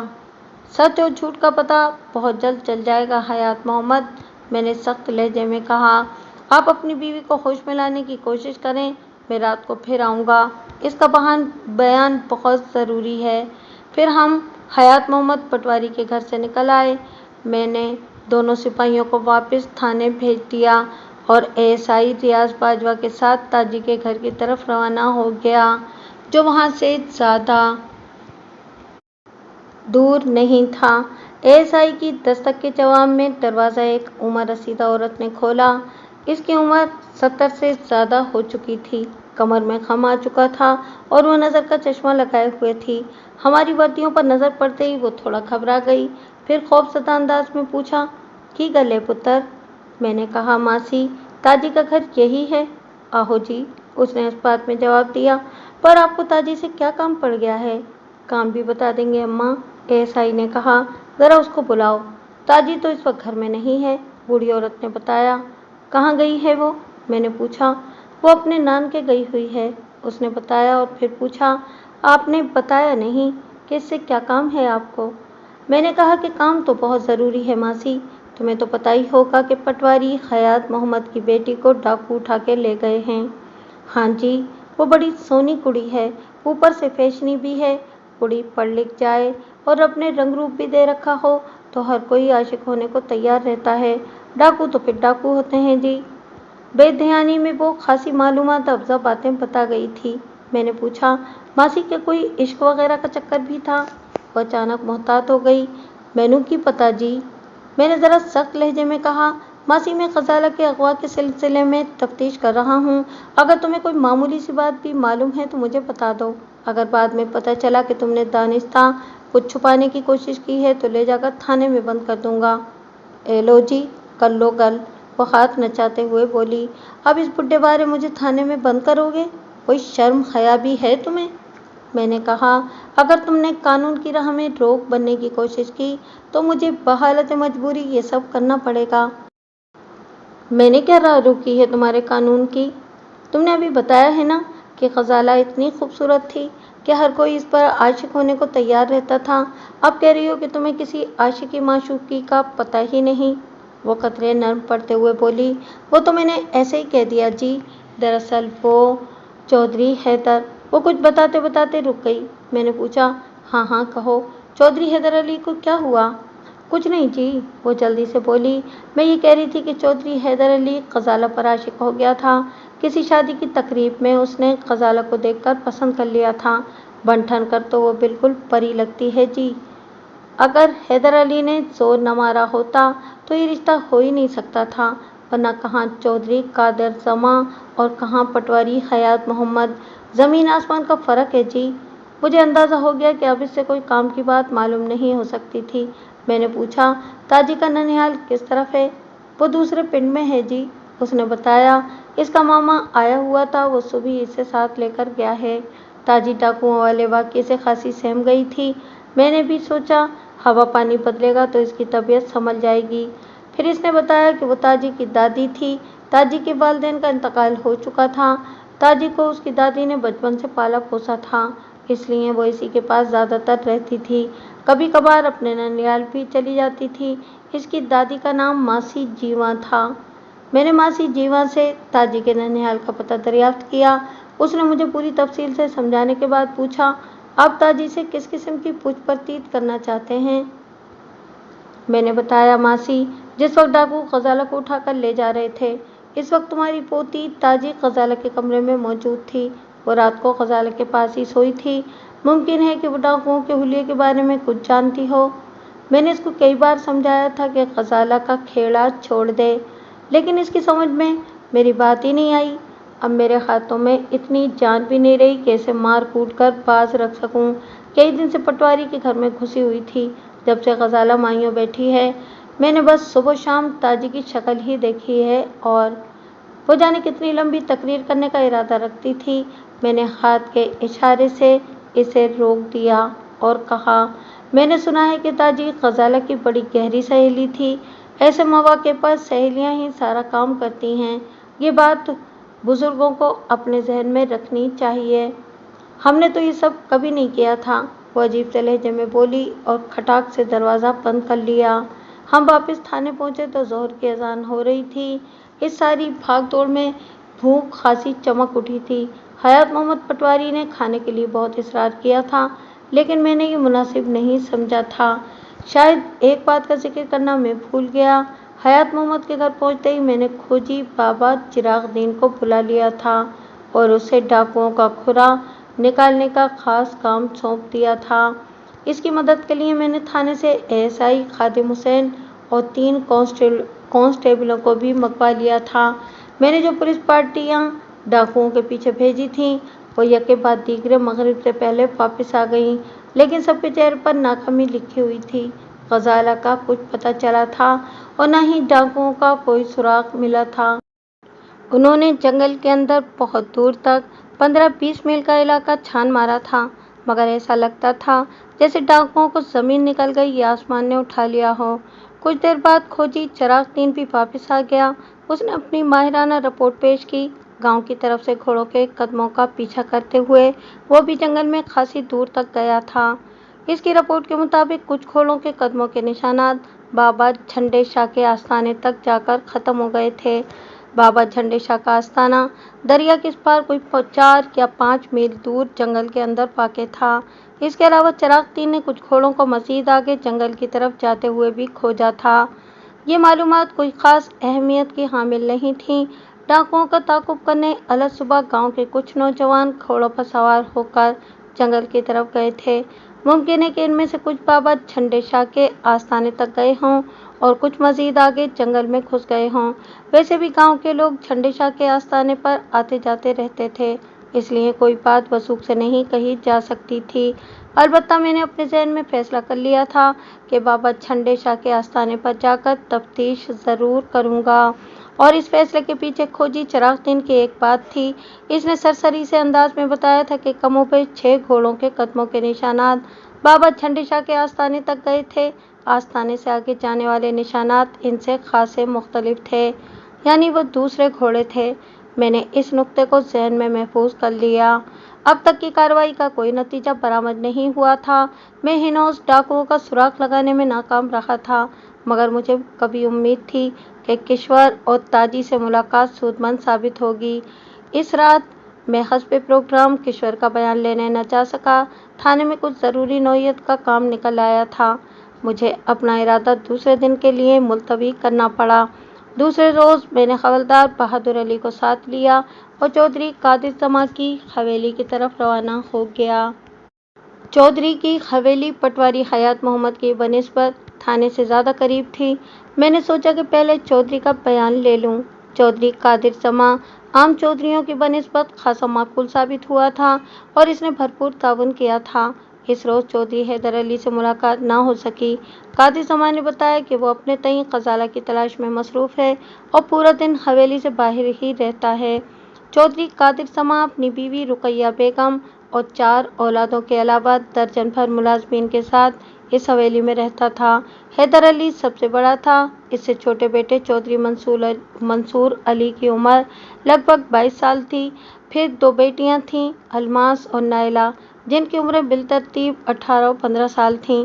وہ تمام افراد کل والے واقعے سے خاصے غمگین اور افسردہ تھے۔ چودھری قادر جماں کے طویل بیان میں بس ایک ہی کارآمد بات معلوم ہوئی۔ اس نے خدشہ ظاہر کیا تھا کہ ممکن ہے ملک افضل حسین نے کسی انتقامی جذبے کے تحت یہ گندا قدم اٹھایا ہو۔ میں نے ملک افضل کی حویلی کا پتہ پوچھا اور حوالدار بہادر علی کے ساتھ چودھری قادر جماں کی حویلی سے نکل آیا۔ ملک افضل حسین اپنی حویلی میں موجود تھا، اس لیے بآسانی ملاقات ہو گئی۔ وہ 50-55 سال کا ایک صحت مند شخص تھا اور قد کاٹ کی وجہ سے بڑا روب داب والا نظر آتا تھا۔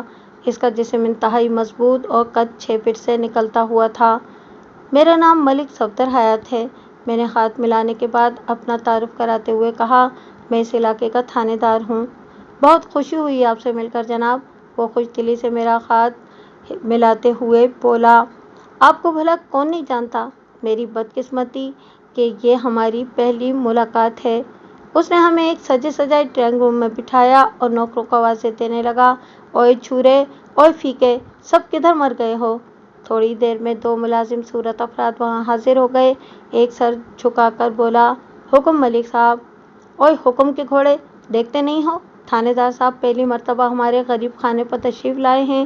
جاؤ کوئی لسی پانی کا انتظام کرو۔ اور پھیکے، تم چھوٹی ملکانی جی سے کہو کہ روٹی ٹکڑ کا بندوبست کرے۔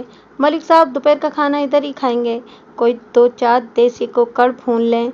ملک صاحب اس تکلف کی ضرورت نہیں ہے، میں نے فوری طور پر مداخلت کی۔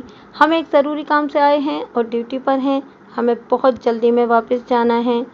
ضروری کام بھی ہوتے رہیں گے جناب، وہ بے تکلفی سے بولا۔ یہ کیسے ممکن ہے کہ آپ پہلی بار میری حویلی آئیں اور کچھ کھائے پیے بغیر چلے جائیں؟ میں نے کہا، آپ بات کو سمجھنے کی کوشش تو کریں۔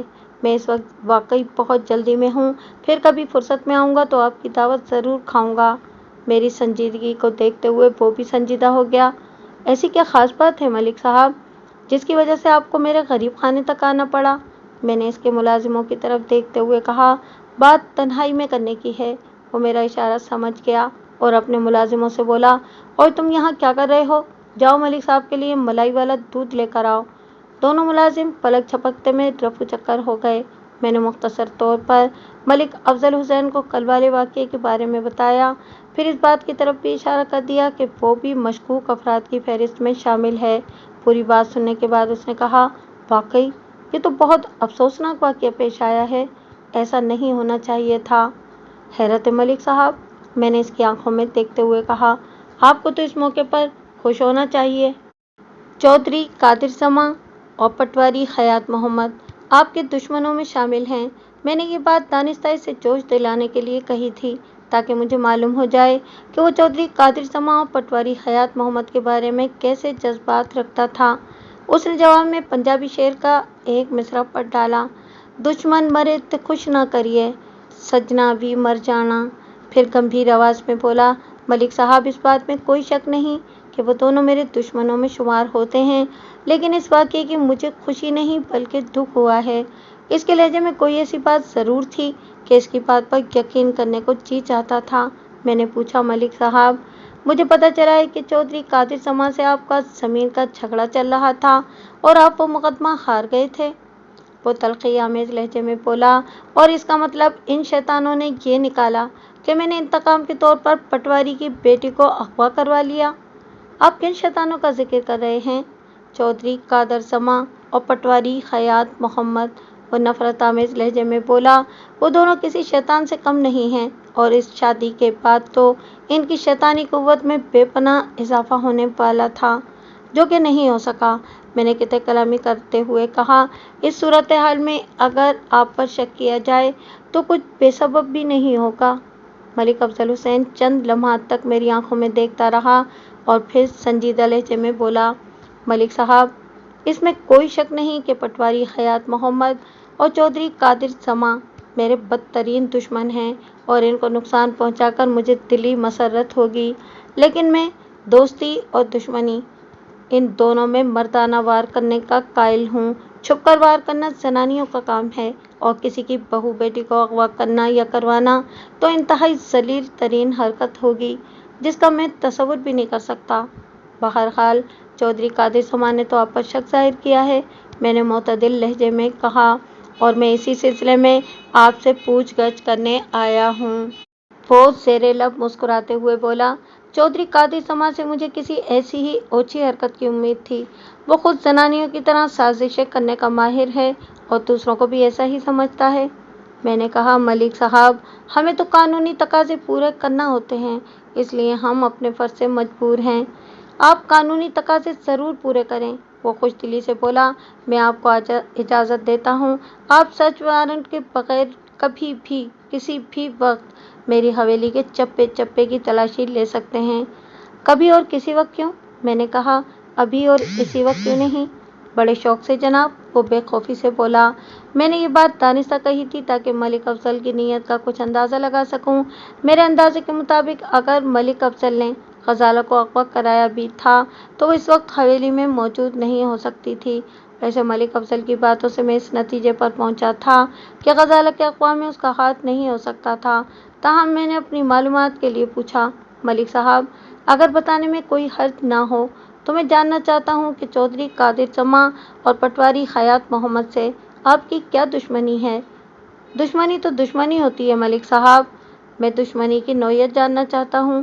وہ تھوڑی دیر کے لیے خاموش ہو گیا اور پھر بولا: چھوٹی موٹی چپکلش تو چلتی ہی رہتی تھی، لیکن پٹواری حیات محمد کے تعاون سے چودھری قادر سما نے بہت گھٹیا حرکت کی ہے، لیکن میں بھی کسی مناسب موقع پر حساب برابر کر دوں گا، مگر چوری چھپے نہیں بلکہ باقاعدہ للکار کر۔ میں نے پوچھا: ملک صاحب، پٹواری اور چودھری کی ملی بھگت کے بارے میں کچھ بتائیں گے؟ ہماری زمین آپس میں ملی ہوئی ہے، ملک افضل نے بتایا۔ اسی حصے کی ملکیت کا جھگڑا تھا، بس 40-50 ایکڑ کا معاملہ تھا۔ وہ زمین میری تھی، لیکن چودھری اس پر اپنی ملکیت جتاتا تھا۔ پھر پٹواری کے توسط سے اس نے ایسا چکر چلایا جو ابھی تک میری سمجھ میں نہیں آیا۔ عدالت نے میرے خلاف فیصلہ دے دیا اور زمین کا وہ ٹکڑا چودھری قادر سما کے قبضے میں چلا گیا۔ میرے خیال میں یہ کوئی انوکھا واقعہ نہیں تھا۔ گاؤں دیہات میں اس قسم کے واقعات آئے دن وقوع پذیر ہوتے رہتے ہیں، اور اس سلسلے میں پٹواری اور قانون گو بہت اہم کردار ادا کرتے ہیں۔ اسی دوران میں ملک افضل کا ملازم ایک ٹرے میں دودھ سے بھرے ہوئے 2 کنگ سائز گلاس لے کر آ گیا۔ دودھ کی سطح پر موٹی ملائی تیر رہی تھی۔ ہم دونوں دودھ سے انصاف کرنے لگے۔ مزید گفتگو کے دوران میں مجھے معلوم ہوا کہ ملک افضل کے ہاں اولاد نہیں تھی، حالانکہ اس نے اس نعمت کے حصول کے لیے مختلف اوقات میں 4 شادیاں بھی کی تھیں، لیکن قدرت کی مصلحتیں کوئی نہیں جان سکتا۔ मलिक अफजल की चारों बीवियां हयात थीं और एक हवेली ही में गहरी सहेलियों के मानिंद रहती थीं। बड़ी बेगम सुगरा की उम्र लगभग 40 साल, इससे छोटी बेगम नाहिद की उम्र कमोबेश 32 साल, इसके बाद वाली नूरी बेगम की उम्र 27 साल और सबसे छोटी बेगम शकीला की उम्र महज 18 साल थी। चौथी शादी मलिक अफजल ने साल भर पहले की थी। मुझे ये जानकर ताज्जुब हुआ कि इन चारों शौकनों में बेपनाह इत्तेफाक था। इस हवाले से मलिक अफजल हुसैन दुनिया का खुश नसीब तरीन शौहर था। औलाद की कमी कुदरत ने ऐसी फरमाबरदार और हुस्न सलूक की शाहकार बीवियों की सूरत में पूरी कर दी थी। मैंने मलिक अफजल का बयान नोट करने के बाद कहा, अगर ज़रूरत पड़ी तो आपको थाने भी आना पड़ेगा। मैं हर किस्म के ताउन के लिए तैयार हूँ। मलिक अफजल ने कहा, आप जब भी मुझे थाने बुलाएंगे मैं ज़रूर आऊँगा। 2-4 बातों के बाद हम मलिक अफजल हुसैन की हवेली से निकल आए। अब हमारा रुख पटवारी हयात मोहम्मद के घर की जानिब था। इस वक्त तक दोपहर हो चुकी थी। वापसी में हवलदार बहादुर अली ने कहा, मलिक साहब, मुझे तो ये कोई दूसरा ही चक्कर लगता है। कैसा चक्कर बहादुर अली? वो कुछ देर तक सोचने के बाद बोला, ग़ज़ाला का अग़वा किसी दुश्मनी का नतीजा नहीं लगता मलिक साहब। मैंने हैरत से इसकी तरफ देखा। बहादुर अली की ज़हानत का मैं हमेशा से मोतरफ़ रहा था। मुझे यकीन था कि वो आगे चलकर बहुत तरक्की करेगा। मैंने पूछा, तुम कहना क्या चाहते हो बहादुर अली? मुझे तो ये दुश्मनी की बजाय मोहब्बत का करिश्मा नज़र आता है। ज़रा खुलकर बताओ। वो बोला, मेरे ख्याल में ग़ज़ाला के किसी चाहने वाले ने इसे अग़वा किया है। इस ज़ाविये से मैं भी सोच रहा था, लेकिन अभी तक ग़ज़ाला के किसी आशिक का नाम पता मालूम नहीं हो सका था। हत्ता कि पटवारी हयात मोहम्मद भी सिरे से इनकारी था। मैंने हैदर अली से कहा, मैं तुम्हारी बात से इत्तेफाक करता हूँ, लेकिन ऐसे किसी आशिक का सुराग नहीं मिल रहा। ये काम आप मुझ पर छोड़ दें। वो मुस्कुराते हुए बोला। मैंने कहा, तुम इस सिलसिले में क्या करना चाहते हो? मैं भेष बदल कर सादा लिबास में गाँव के मुख्तलिफ लोगों को कुरेदने की कोशिश करूँगा। ऐसी बातें ज़्यादा देर छुपी नहीं रहती। ठीक है, मैंने इसे इजाज़त दे दी। तुम थाने जाकर अपनी मुहिम का आगाज़ कर दो। मैं पटवारी हयात मोहम्मद की बीवी का बयान लेने जा रहा हूँ। आप अकेले ही जाएंगे? उसने पूछा। मलिक साहब, आपका हुक्म हो तो थाने से किसी को भेज दूँ? नहीं, इसकी ज़रूरत नहीं है, मैंने तसल्ली आमेज़ लहजे में कहा। मैं ये काम बड़ी आसानी से कर लूँगा। फिर हम अपनी अपनी राह को हो लिए। हैदर अली ने थाने का रुख किया और मैंने अपना घोड़ा हयात मोहम्मद पटवारी के घर की जानिब मोड़ दिया। किश्वर इस वक्त होशो खवास में थी। बयान के दौरान हयात मोहम्मद ने भी कमरे में मौजूद रहना चाहा, लेकिन मैंने इसे वहाँ से हटा दिया। वो बुरा सा मुँह बनाते हुए बाहर निकल गया। इस वक्त हम ड्राइंग रूम में बैठे हुए थे। सबसे पहले तो मैंने इस वाक़ये पर गहरे रंजो अलम का इजहार किया। हमदर्दी के बोल सुनकर किश्वर की आंखों में आंसू उतर आए। रोंदी हुई आवाज़ में बोली, थानेदार साहब, मेरी ग़ज़ाला का कुछ पता चला?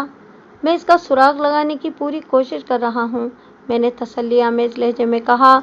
इंशाअल्लाह बहुत जल्द तुम्हारी बेटी मिल जाएगी, लेकिन इसके लिए मुझे तुम्हारे ताउन की ज़रूरत है। वो हैरत से मुझे देखने लगी। मैं भला आपसे क्या ताउन कर सकती हूँ?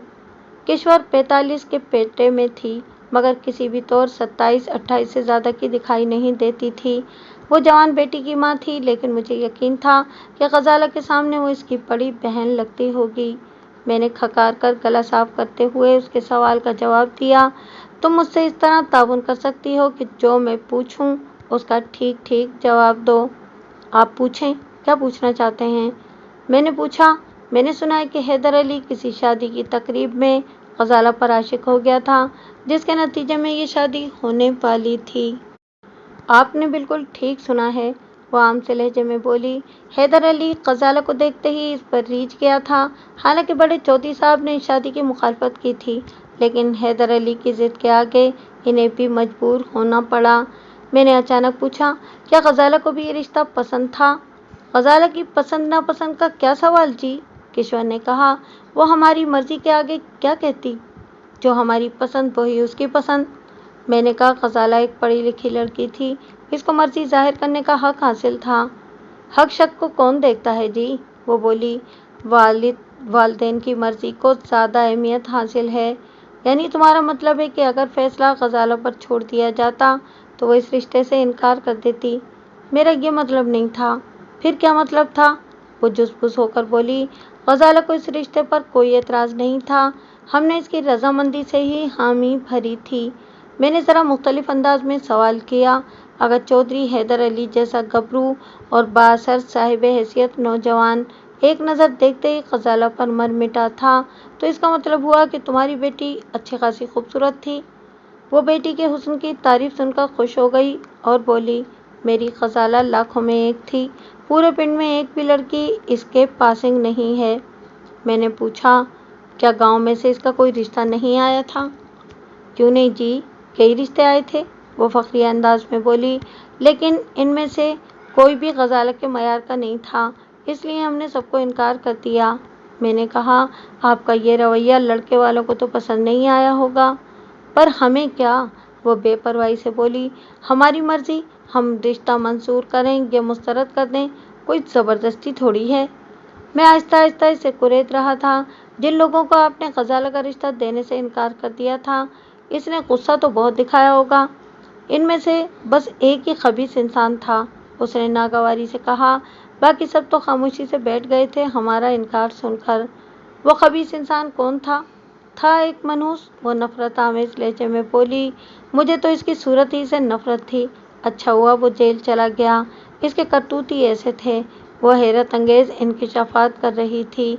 मेरे सवालात के जवाब में पटवारी हयात मोहम्मद ने ऐसी कोई बात नहीं बताई थी, बल्कि सिरे से इनकार ही कर दिया था।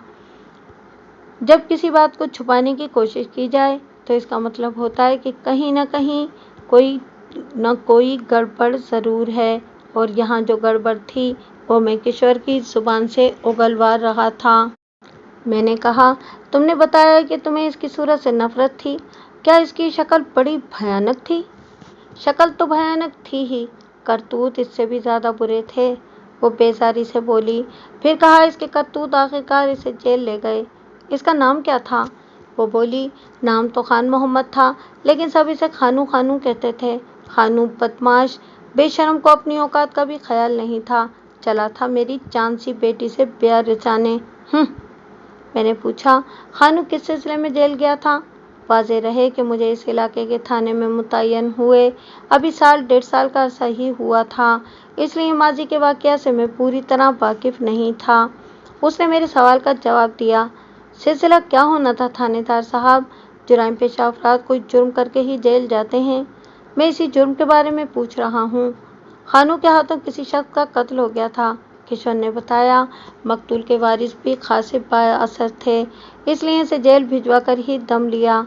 मैंने तो खुदा का शुक्र अदा किया कि हमारी गजाला की जान छूटी, वरना वो लईन कॉलेज आते जाते इसे परेशान करता था। ये एक और इंकिशाफ था। पटवारी ने मुझे बताया था कि गजाला ने कॉलेज में दाखिला लेने की जिद की थी, लेकिन इसने इसे मज़ीद तालीम जारी रखने से मना कर दिया था।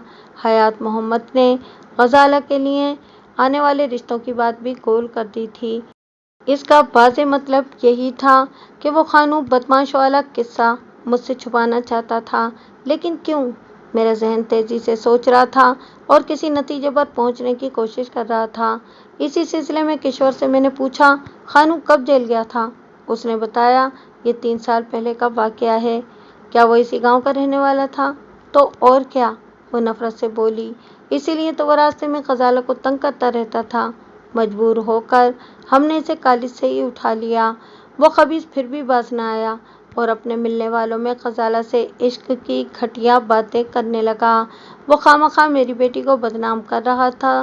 वो चाहता था कि हम डर कर इसकी बात मान लें और गजाला की इससे शादी कर दें। मुझे बंद दरवाजे के बाहर किसी के खकारने की आवाज़ सुनाई दी। मुझे यकीन था कि वो पटवारी हयात मोहम्मद ही होगा। मैंने बाआवाज़ से बुलंद कहा, पटवारी साहब, अंदर आ जाएं, दरवाजे पर लगे क्या जासूसी कर रहे हैं आप? वो चेहरे पर नदामत के तासुरात लिए खिसियानी हंसी हंसते हुए दरवाज़ा खोलकर अंदर आ गया। मैंने इसे किशोर से हासिल होने वाली मालूमात की रोशनी में खूब शर्मिंदा किया। इस वक्त मैंने लिहाज मुराबत को बालाए ताक रख दिया था। पटवारी, मैंने कहा था ना कि अगर मुझसे गलत बयानी करोगे तो मैं सख्ती से पेश आऊँगा। मैंने इसे घूरते हुए कहा, तुमने खानू वाला मामला मुझसे क्यों छुपाया? मुझसे गलती हो गई थी जनाब, वो लजाजत आमेज अंदाज में बोला। तुम्हारी ज़रा सी गलती से कितना कीमती वक्त ज़ाया हुआ, तुम्हें इस बात का अंदाज़ा है? मैंने डांटने वाले अंदाज में कहा। पता नहीं अब तक तुम्हारी बेटी कहाँ से कहाँ पहुँच गई होगी। आपका ख्याल है गजाला को खानू ने अगवा किया होगा? हयात मोहम्मद ने सवाल किया। क्या ऐसा होना नामुमकिन है? वो बोला, खानू पर तो कत्ल साबित हो गया था और इसे 20 साल की सज़ा सुनाकर जेल भेज दिया गया था। अभी तो इसकी सज़ा के 3 साल ही गुजरे हैं। मैंने पुरसोच अंदाज में कहा। फिर कुछ सोचने के बाद पूछा, तुमने मुझसे झूठ क्यों बोला था? वो गिड़गिड़ाने लगा। जनाब, मैंने अर्ज़ किया ना, मुझसे गलती हो गई थी। मैं मजबूर था, बने बनाए काम को बिगाड़ना नहीं चाहता था।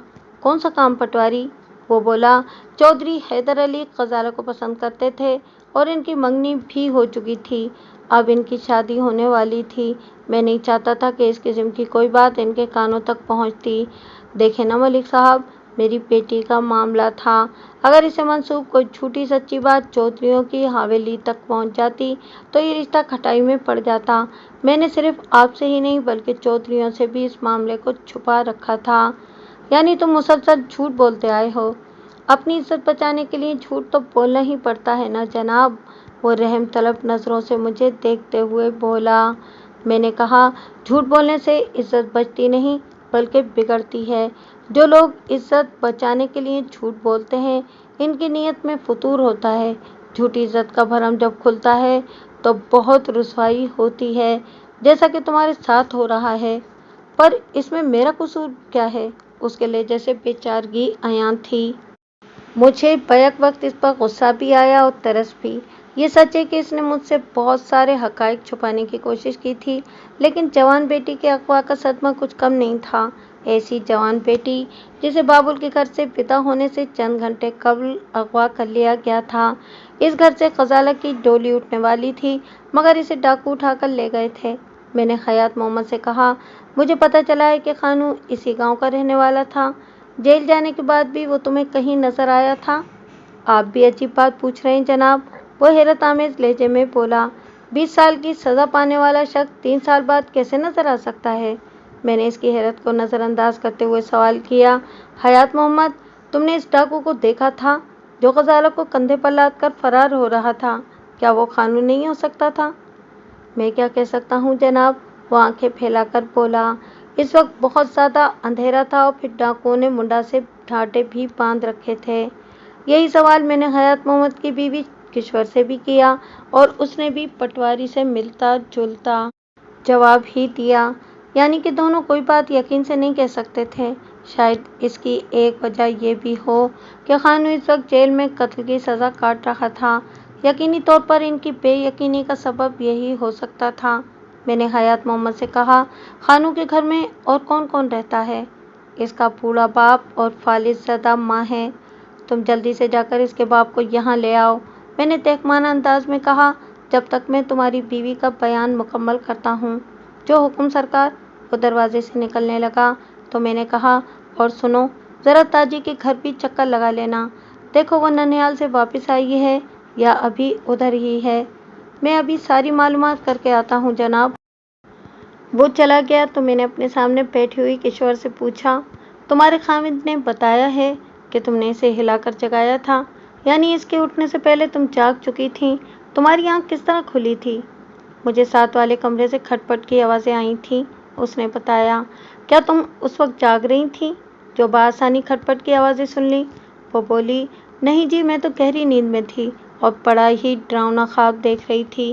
ख्वाब भी गजाला ही के बारे में था। वो एक कुएं में गिर गई थी और मदद के लिए चिल्ला रही थी। मैं इसकी चीखें सुनकर बेदार हुई थी। आंखें खुलते ही मुझे गजाला के कमरे से खटपट की आवाज़ें सुनाई दीं। मेरे जहन पर ख्वाब का असर था और मैं बुरी तरह सहमी हुई थी, इसलिए मैंने झंझोड़ कर हयात मोहम्मद को जगा दिया था। मैंने पूछा, जिस वक्त डाकू गजाला को उठाकर ले जा रहे थे उस वक्त ताजी कहाँ थी और क्या कर रही थी? मेरा मतलब है कि वो तो रात को गजाला के साथ ही कमरे में सोई थी। इस क़यामत ख़ेज़ वाक़ये के बाद सबसे पहले गजाला के कमरे में मैं ही गई थी, किशोर ने जवाब दिया, और मैंने देखा कि ताजी बेखबर अपने बिस्तर पर सो रही थी। यूँ महसूस होता था जैसे इसे कुछ पता ही ना हो कि इस घर पर कौन सी आफत टूट पड़ी थी। मैंने इसे झंझोड़ कर जगाने की कोशिश की तो वो सिर्फ ऊँ आँ करके रह गई। 1000 कोशिश के बावजूद भी उसकी आंखें नहीं खुल रही थीं। वो यकीनी तौर पर गहरी बेहोशी में थी। हमने इसे होश में लाने के लिए और सूरत हाल जानने के लिए इस पर बाल्टी भर पानी उंडेल दिया। फिर ज़बरदस्ती इसका मुंह खोलकर नींबू का रस टपकाया तो थोड़ी देर के बाद उसके हवास बहाल होने लगे और हाय हाय करते हुए उसने आंखें खोल दी। ताजी ने इस वाक़ये के बारे में क्या बताया था? कुछ भी नहीं, किश्वर बोली। इसे कुछ मालूम ही न था। सब कुछ इसकी बेखबरी में हुआ था। लगता है कि डाकुओं ने अपनी कार्रवाई करने से पहले ताजी को बेहोश करने वाला रुमाल सुंघा दिया होगा। मेरा भी यही ख्याल है, मैंने पुरख्याल अंदाज में कहा और फिर पूछा, जब डाकू ग़ज़ाला को कंधे पर डालकर घर से निकल रहे थे तो उसने हाथ पांव नहीं मारे थे? मेरा मतलब है कि उसने अपने दिफा में चीखने चिल्लाने की कोशिश नहीं की थी। ओह, वो अपनी पेशानी को मसलने लगी। मैंने जल्दी से पूछा, क्या हुआ? वो बोली कि इस तरफ तो मेरा ध्यान ही नहीं गया था। ग़ज़ाला ने वाकई अपने अगवा के खिलाफ कोई एहतजाज नहीं किया था। वो डाकू के कंधे पर आटे की किसी बेजान बोरी के मानिंद लदी हुई थी। शायद वो भी गहरी बेहोशी में थी। अगवा करने वाले ने इसे भी नशा आवर रुमाल सुंघा दिया होगा। तुम्हारी बात को मैं 50% दुरुस्त मानता हूँ। 100% क्यों नहीं जी? क्योंकि ग़ज़ाला की खामोशी का एक सबब और भी हो सकता है, मैंने ड्रामाई अंदाज में कहा। वो क्या थानेदार साहब? इसकी आंखें हैरत से फैल गईं। मैंने कहा कि मुमकिन है ग़ज़ाला अपनी मर्जी से अगवा हुई हो। ये क्या कह रहे हैं आप? मैंने एक इम्कान की तरफ इशारा किया है।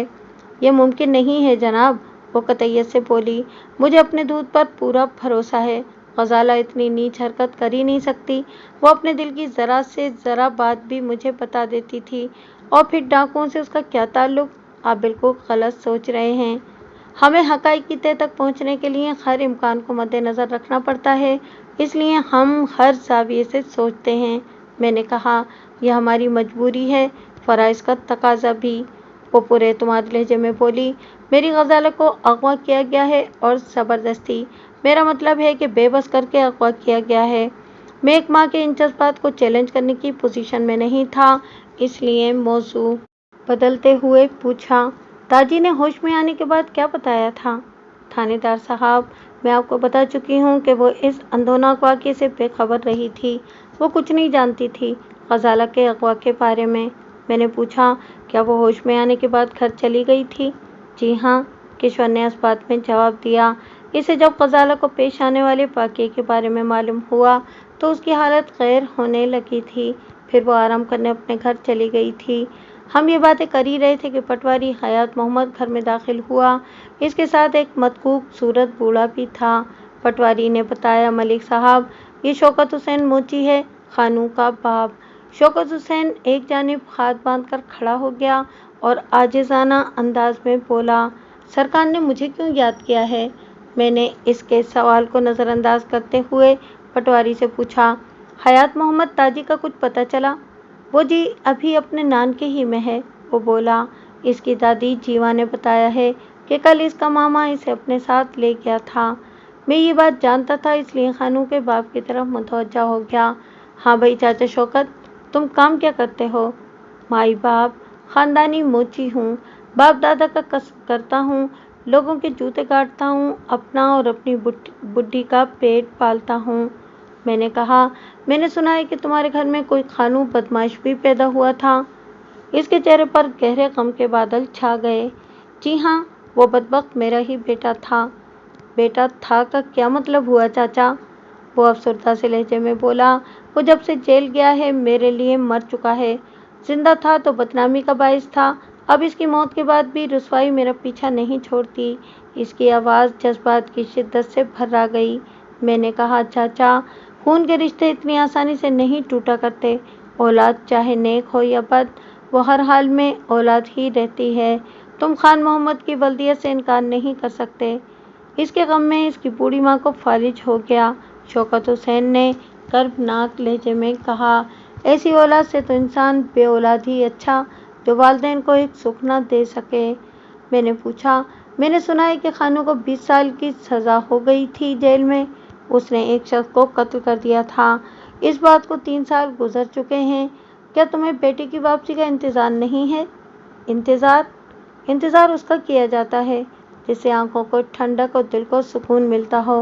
वो दुखी लहजे में बोला, खानू ने तो हमें सिवाय दुखों और परेशानियों के कुछ नहीं दिया। मैंने अचानक पूछा, मैंने सुना है कि वो पिछले दिनों तुमसे मिलने आया था। ये सवाल मैंने ऐसे ही कर दिया था, हालांकि इसकी कोई तुक तक नहीं बनती थी। खानू जेल में था, लेकिन मैं जेल में होने वाले खेल तमाशों से भी बखूबी आगाह था। अगर जेल में किसी कैदी का अच्छा खासा ठहका हो तो वो मिली भगत से जेल के अमले को अपनी मुट्ठी में करके कुछ देर के लिए बाहर की आज़ाद फिजा में सांस भी ले सकता था। ख़ास तौर पर बासर कैदी के लिए ये काम और भी आसान होता था। इसी इम्कान के पेश नज़र मैं बूढ़े शौकत हुसैन को कुरेदने की कोशिश कर रहा था। उसने फीकी सी मुस्कुराहट होठों पर सजाते हुए जवाब दिया, हुजूर आप मुझसे मजाक तो नहीं कर रहे? ये मजाक नहीं है शौकत हुसैन, मैंने सख्त अंदाज में कहा। मुझे बावसूख ज़रा से खबर मिली है। आपको गलत खबर मिली है सरकार, वो आजिज़ी से बोला। मैंने तो जब से वो जेल गया इसकी सूरत तक नहीं देखी। अलबत्ता वो मेरी घरवाली के काम में अक्सर आता है। मैंने अचानक सवाल किया, तुम्हारा बेटा सिगरेट पीता था? वो तो पता नहीं जी क्या अला बला पीता रहता था, वो बेजारी से बोला। सिगरेट तो मामूली सी चीज़ है, वो तो चर्स और शराब भी पीता था।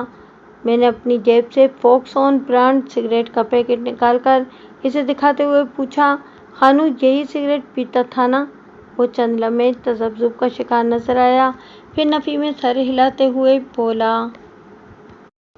मैंने अपनी जेब से फॉक्सऑन ब्रांड सिगरेट का पैकेट निकालकर इसे दिखाते हुए पूछा, खानू यही सिगरेट पीता था ना? वो चंद लम्हे तज़ब्ज़ुब का शिकार नजर आया, फिर नफ़ी में सर हिलाते हुए बोला, मैं यकीन से कुछ नहीं कह सकता जनाब। मैंने 2-4 सवाल मज़ीद पूछने के बाद इसे जाने की इजाज़त दे दी। इसके जाने के बाद हयात मोहम्मद पटवारी बाकायदा मेरे कदमों में गिर गया। मलिक साहब, किसी तरह मेरी ग़ज़ालत को ढूंढ निकालें, वो गिड़गिड़ाते हुए बोला, नहीं तो मैं जीते जी मर जाऊंगा। मैंने कहा, मैं अपनी तरफ से पूरी कोशिश कर रहा हूँ, लेकिन सूरत हाल खासी उलझी हुई है।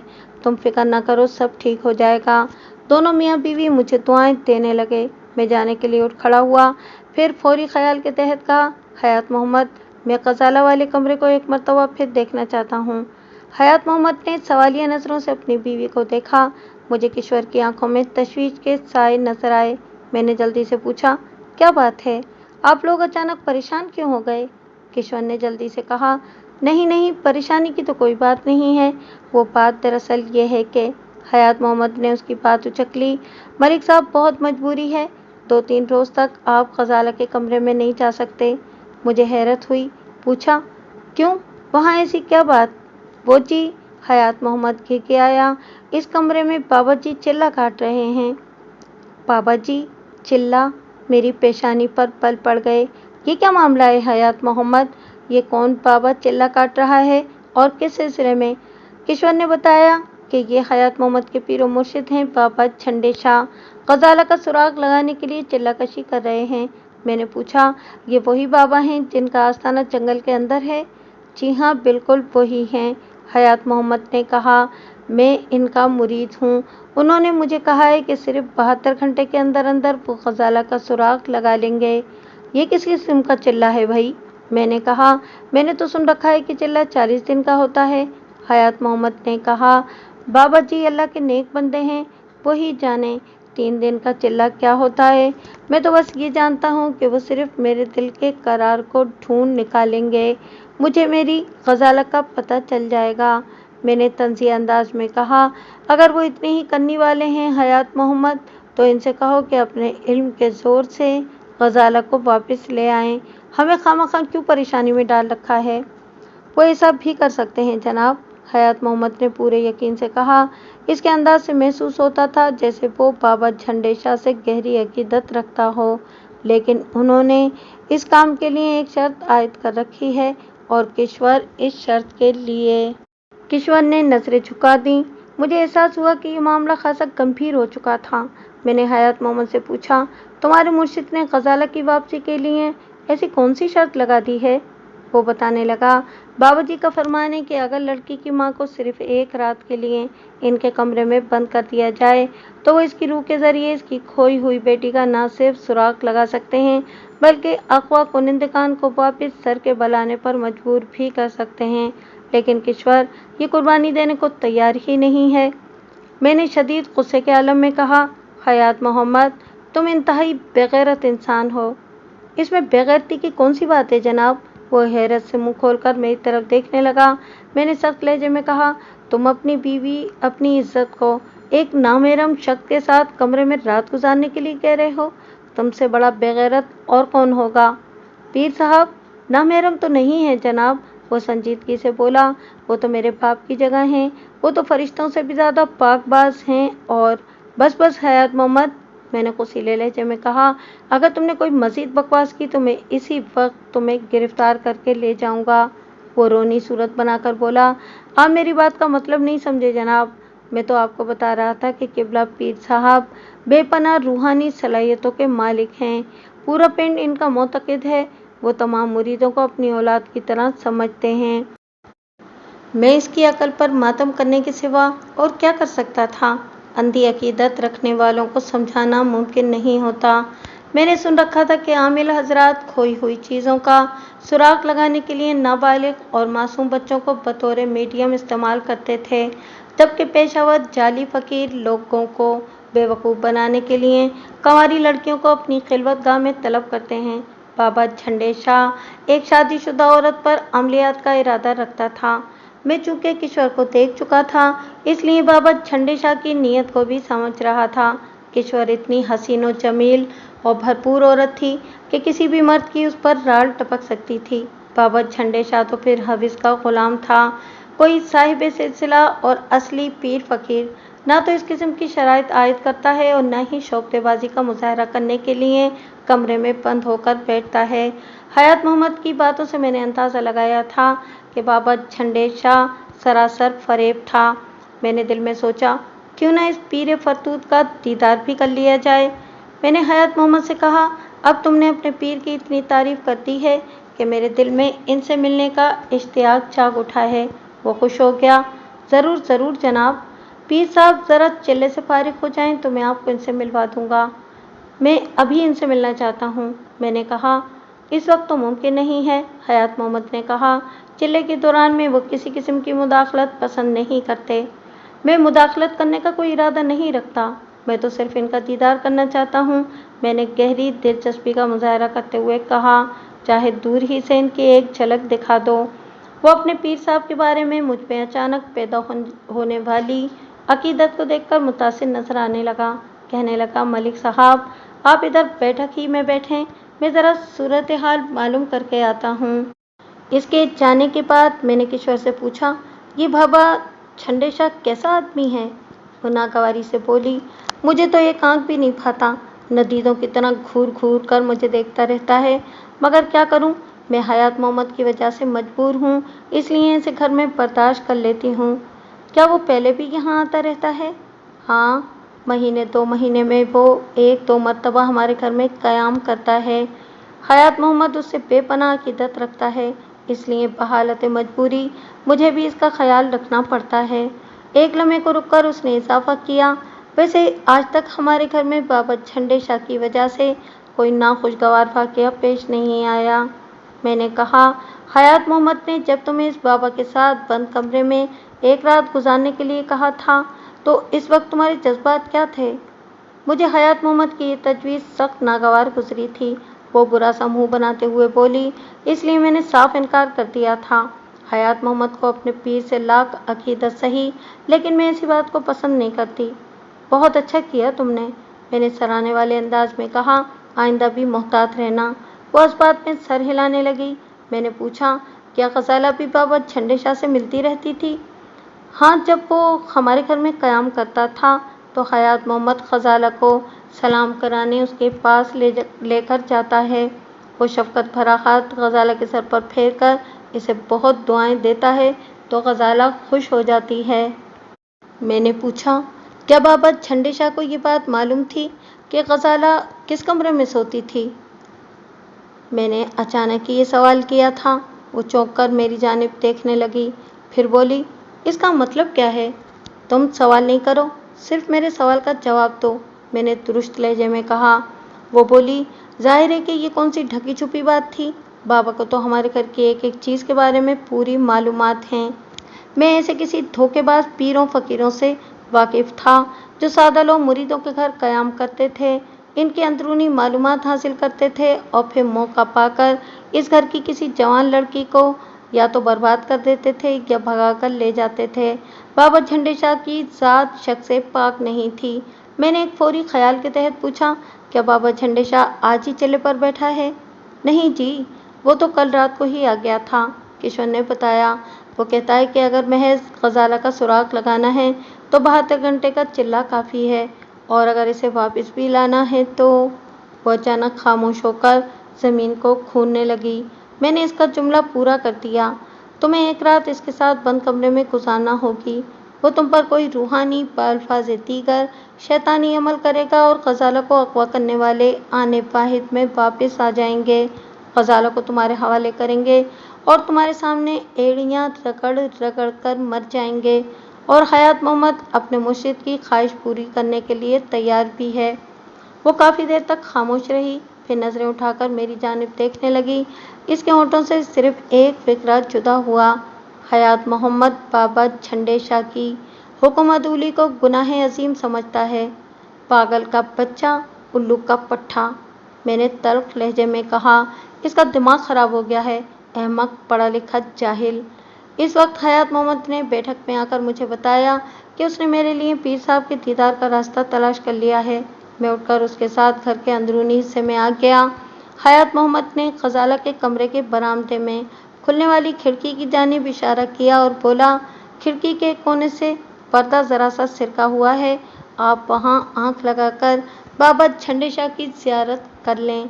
फिर इसने मुझे तंबीह की, ज़रा एहतियात के साथ, कोई आहट वगैरह पैदा न हो। मैं मज़कूरा मकाम पर पहुंचकर ज़रा सा झुका, फिर खिड़की के इस कोने से आंख लगाकर अंदर झांकने लगा। थोड़ी ही देर में अंदर का मंजर वाज़ेह हो गया। अब इस कमरे में कोई चारपाई नज़र नहीं आ रही थी, जबकि कल वहाँ 2 चारपाइयाँ बिछी हुई थीं। कमरे के फर्श पर सफ़ेद चांदनी बिछी हुई थी। एक कोने में लकड़ी की एक चौकी रखी थी जो कि तख्त नुमा थी, और इस तख्त पर एक लहीम शहीम शख्स गाँव तके से टेक लगाए नीम तराज था। उसका चेहरा इसी खिड़की की जानिब था जहाँ मैं आंख लगाए खड़ा था। वो यकीनी तौर पर बाबा झंडे शाही था। उसने गहरे सब्ज रंग का जुब्बा ज़ेबतन कर रखा था, गले में मालाएं और तस्बीह नुमा हाल लटक रहे थे। सर और दाढ़ी के बाल बेतरतीब और बड़े हुए थे। इसने सर पर मुख्तलिफ रंगों की एक गोल टोपी पहन रखी थी।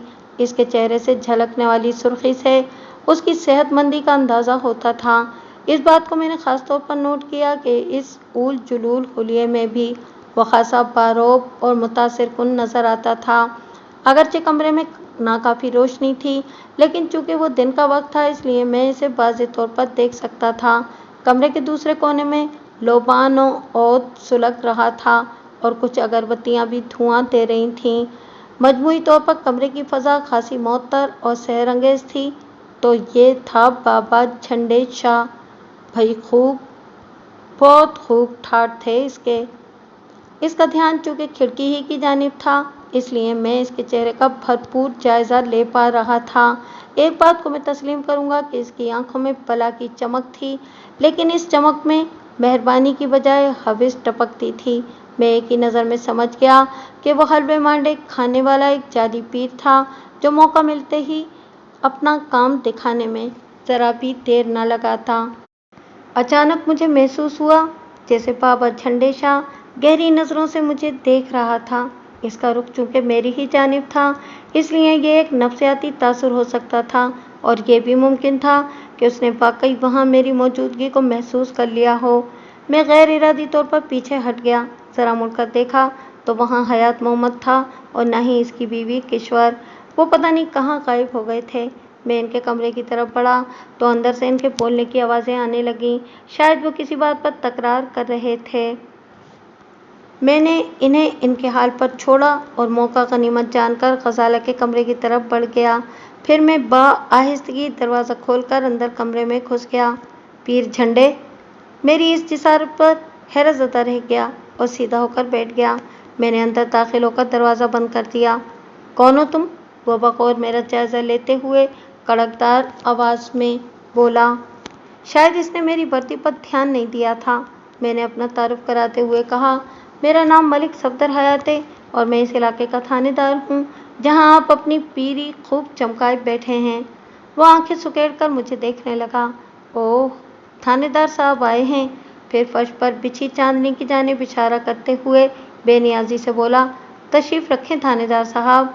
वो मुझे अपने कदमों में बिठाकर ये साबित करना चाहता था कि मैं इससे कमतर हूँ, लेकिन मैंने इसकी तवक्कुआत पर घड़ों पानी डाल दिया और चलते हुए सीधा इसके पास आया, फिर इसके तख्त पर फैल कर बैठ गया। वो उचक्कर ऐसे पीछे हटा जैसे इसके पहलू में कोई ख़तरनाक चीज़ रख दी गई हो। फिर इसने हिकारत आमेज़ नज़रों से मुझे देखा और खफकी से बोला, आप किसकी इजाज़त से अंदर आए हैं?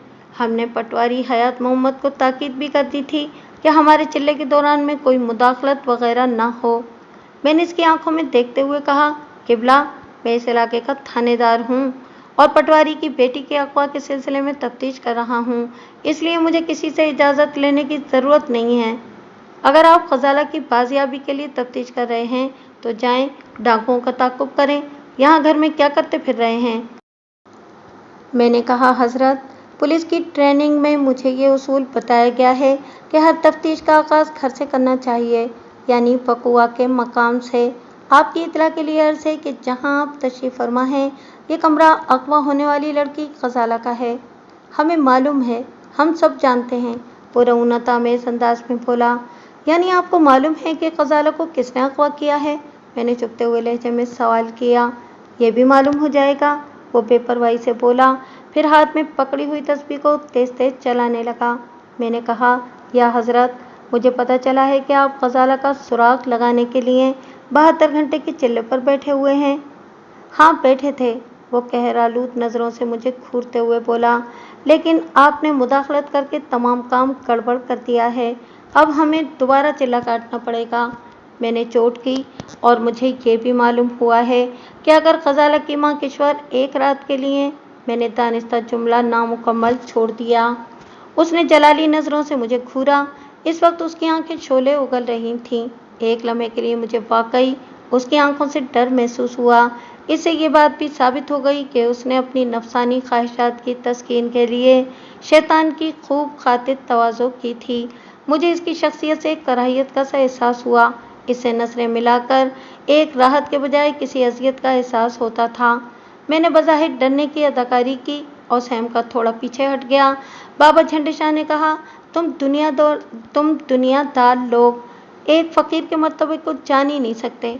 हमारी मसलहतों को तुम शक की नज़र से देखते हो। हम जानते हैं थानेदार साहब, आप इस वक्त हमारे बारे में क्या सोच रहे हैं। मैंने इसे आग लगाने के लिए जुमला फेंका, किबला बाबा झंडे शाह, मैंने बुजुर्गों से सुन रखा है कि दिलों के हाल सिर्फ अल्लाह जानता है। आप मेरे दिल का हाल जानने का दावा किस तरह कर रहे हैं? आपने बुजुर्गों से बिल्कुल ठीक सुना है, वो पली पलाई सेहतमंद गर्दन को अस्बाती जुम्बिश देते हुए बोला। बेशक हम सबके दिलों पर इसी ज़ात की हुक्मरानी है, लेकिन वो जिसको चाहता है इल्म अता कर देता है। इस ऊपर वाले ने हमें बताया है कि आप हमारे किरदार पर शुबा कर रहे हैं।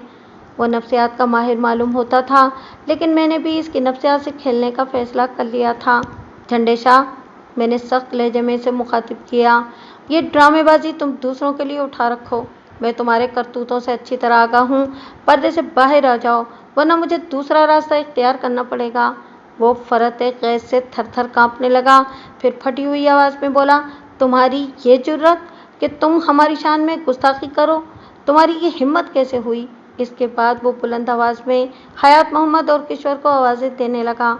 वो दोनों दौड़ते हुए कमरे के अंदर आ गए, फिर पीर साहब को मकलूबुल ग़ज़ब देखकर परेशान हो गए।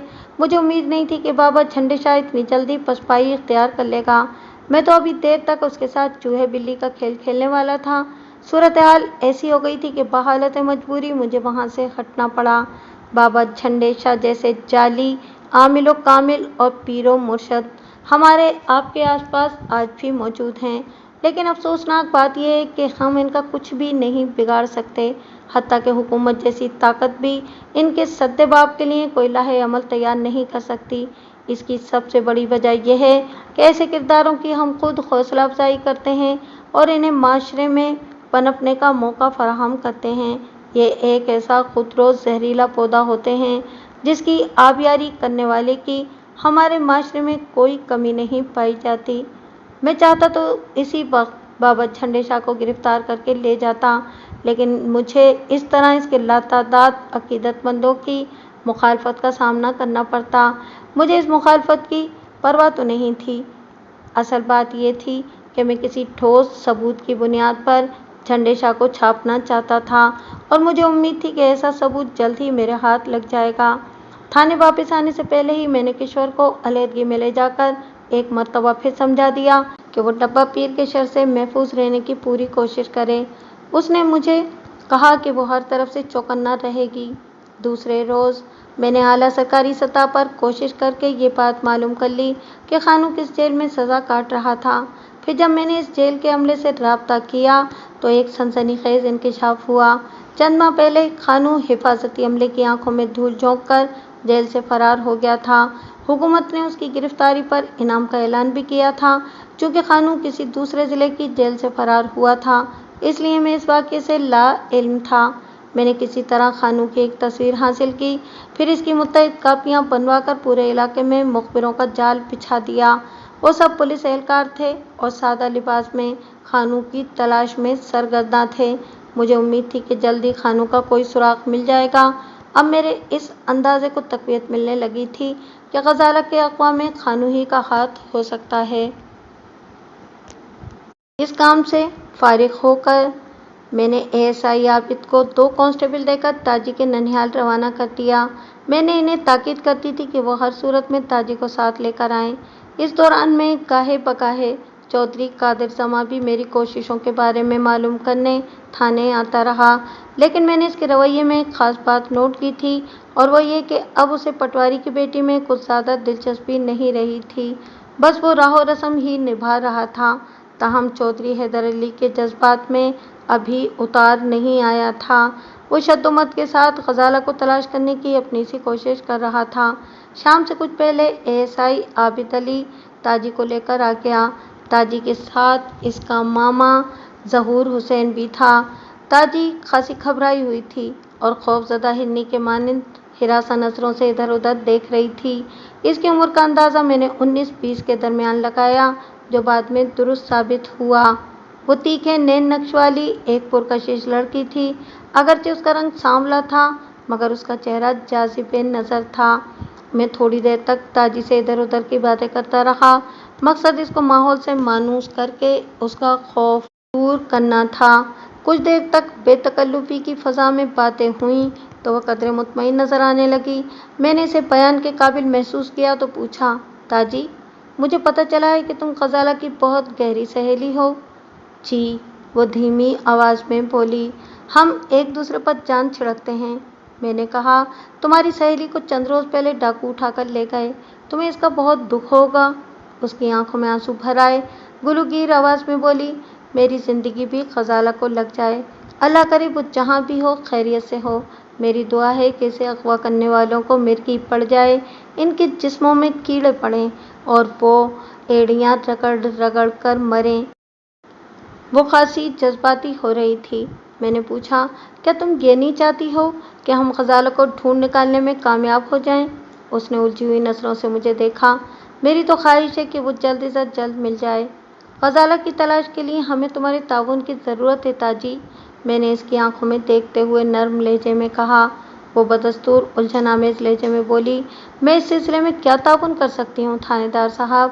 میں نے ملائمت سے کہا، تم مجھے بتاؤ، وقوعہ والی رات کیا ہوا تھا؟ مجھے کچھ پتہ نہیں جناب۔ اس کی آنکھوں میں خوف کے سائے لہرانے لگے۔ ان ظالموں نے تو مجھے بے ہوش کر دیا تھا، وہ منمنائی۔ میں خاصی دیر تک مختلف زاویوں سے گھما پھرا کر تاجی سے سوالات کرتا رہا، لیکن اس کے جوابات نے میری معلومات میں خاطر خواہ اضافہ نہیں کیا۔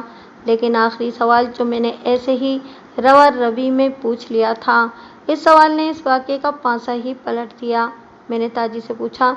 ज़रा सोच कर तो बताओ, वक़ुआ की रात तुम लोगों ने कमरे को अंदर से बंद कर लिया था? मेरा मतलब है कि दरवाजे की कुंडी चढ़ा ली थी। मैंने किश्वर चाची के कमरे की जानिब खुलने वाले दरवाजे को तो महज भेड़ दिया था, ताजी ने बताया, लेकिन बरामदे की तरफ खुलने वाले दरवाजे को बंद करके जब कुंडी लगाना चाही तो ग़ज़ाला ने मुझे मना कर दिया था। क्यों? मैंने इस्तफ़सार किया। वो बोली, मैंने ग़ज़ाला से पूछा नहीं था। मेरा ख्याल था कि वो शायद बाथरूम जाना चाहती थी जो बाहर सहन में था।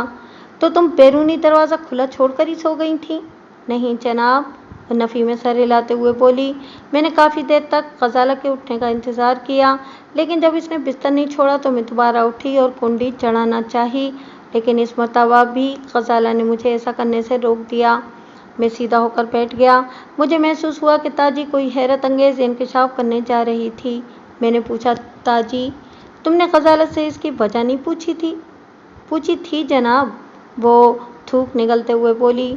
दरअसल इस वक्त मुझे बड़े ज़ोर की नींद आ रही थी, लेकिन ग़ज़ाला के रवैये ने मेरी नींद उड़ा दी थी। मैंने इसे कुरेदना शुरू किया कि वो मुझे कुंडी चढ़ाने से बार बार मना क्यों कर रही है। पहले तो वो टाल मटोल करती रही, फिर मैंने अपनी जान की कसम दी तो वो बताने पर तैयार हो गई। मुझे किसी का इंतज़ार है ताजी, वो ख़ौफ़नाक लहजे में बोली। मैंने हैरत से पूछा, किसका इंतज़ार है तुम्हें ग़ज़ाला? बाबा जी ने कहा था कि इनके मुवक्किल रात किसी वक्त मेरे पास आएंगे। ग़ज़ाला की आवाज़ से मुसर्रत फूट रही थी। मुझे बाबा झंडे शाह कभी अच्छा नहीं लगा। मैंने ग़ज़ाला से सवाल किया, बाबा के मुवक्किल तुम्हारे पास क्या लेने आएंगे? तुम कुछ नहीं जानती हो ताजी, इसीलिए तो पूछ रही हूँ, मैंने उलझे हुए लहजे में दरियाफ्त किया। बताओ ग़ज़ाला, बाबा के मुवक्किल तुम्हारे पास क्यों आएंगे? वो मुझे गुस्ल देंगे गुलाब के अरक से, ग़ज़ाला ने खाबीदा लहजे में कहा। बाबा ने मुझे बताया था कि जब वो मुझे गुस्ल देने आएंगे तो पहले मुझे बेहोश करेंगे। तुम क्या बहकी बहकी बातें कर रही हो ग़ज़ाला? मुझे इसकी उलझी हुई बातों से कोफ्त महसूस होने लगी थी। तुम्हारे बाबा के मुवक्किल तुम्हें अर्के गुलाब में गुस्ल देने क्यों आएंगे? बाबा ने बताया था कि शादी से एक रोज़ पहले इनके मुवक्किल जिस लड़की को अर्के गुलाब में गुस्ल देते हैं वो सदा जवान और ख़ूबसूरत रहती है। ज़िंदगी की आखिरी सांस तक इसकी जवानी बरकरार रहती है। जानती हो कैसे? फिर उसने खुद ही अपने सवाल का जवाब दे दिया, क्योंकि बाबा के मुवक्किल वो अर्के गुलाब जन्नत से लाएंगे। अपनी बात ख़त्म करके ग़ज़ाला ने एक हल्का सा मखमूर के कहा भी लगाया था। ग़ज़ाला की बातें मेरी समझ से बालातर थीं। मैंने इसे इस अंदाज में पहले कभी बातें करते हुए नहीं सुना था, लेकिन चूँकि इस वक्त मुझे नींद ने भी घेरा हुआ था, इसलिए मैंने जान छुड़ाने के लिए पूछा, ग़ज़ाला, क्या तुम्हारे बाबा के मुवक्किल बंद दरवाजे में से नहीं आ सकते? मेरा मतलब है कि हम दरवाजे को अंदर से कुंडी लगा देते हैं। मुवक्किल तो गैर मरई मखलूक है ना, वो बंद दरवाजे से भी गुजर आएंगे। तू नहीं समझेगी ताजी, वो खुद फरामोशी की सी कैफियत में बोली। बाबा जी ने ताकीद भी की है कि वो इंसानी फ़ज़ीक़त में आएंगे, इसलिए दरवाजे को कुंडी ना लगाऊं। मैं इस वक्त तो यही समझी थी कि ग़ज़ाला मजाक कर रही है, लेकिन इसकी बातों ने वक्ती तौर पर मेरी नींद उड़ा दी थी। मेरे दिल में खुदबुद होने लगी थी। मैं अपनी चारपाई पर खामोश पड़ी काफ़ी देर तक दरवाजे को तकती रही। फिर न जाने किस वक्त मेरी आंख लग गई। इसके बाद के वाक़यात का मुझे कुछ इल्म नहीं है। सारी बात मेरी समझ में आ चुकी थी। इस नामुराद नाम नेहाद पीर ने अपनी चालबाजी से सादा लोग ग़ज़ाला को बेवकूफ़ बनाया था और अगवा करवा लिया था।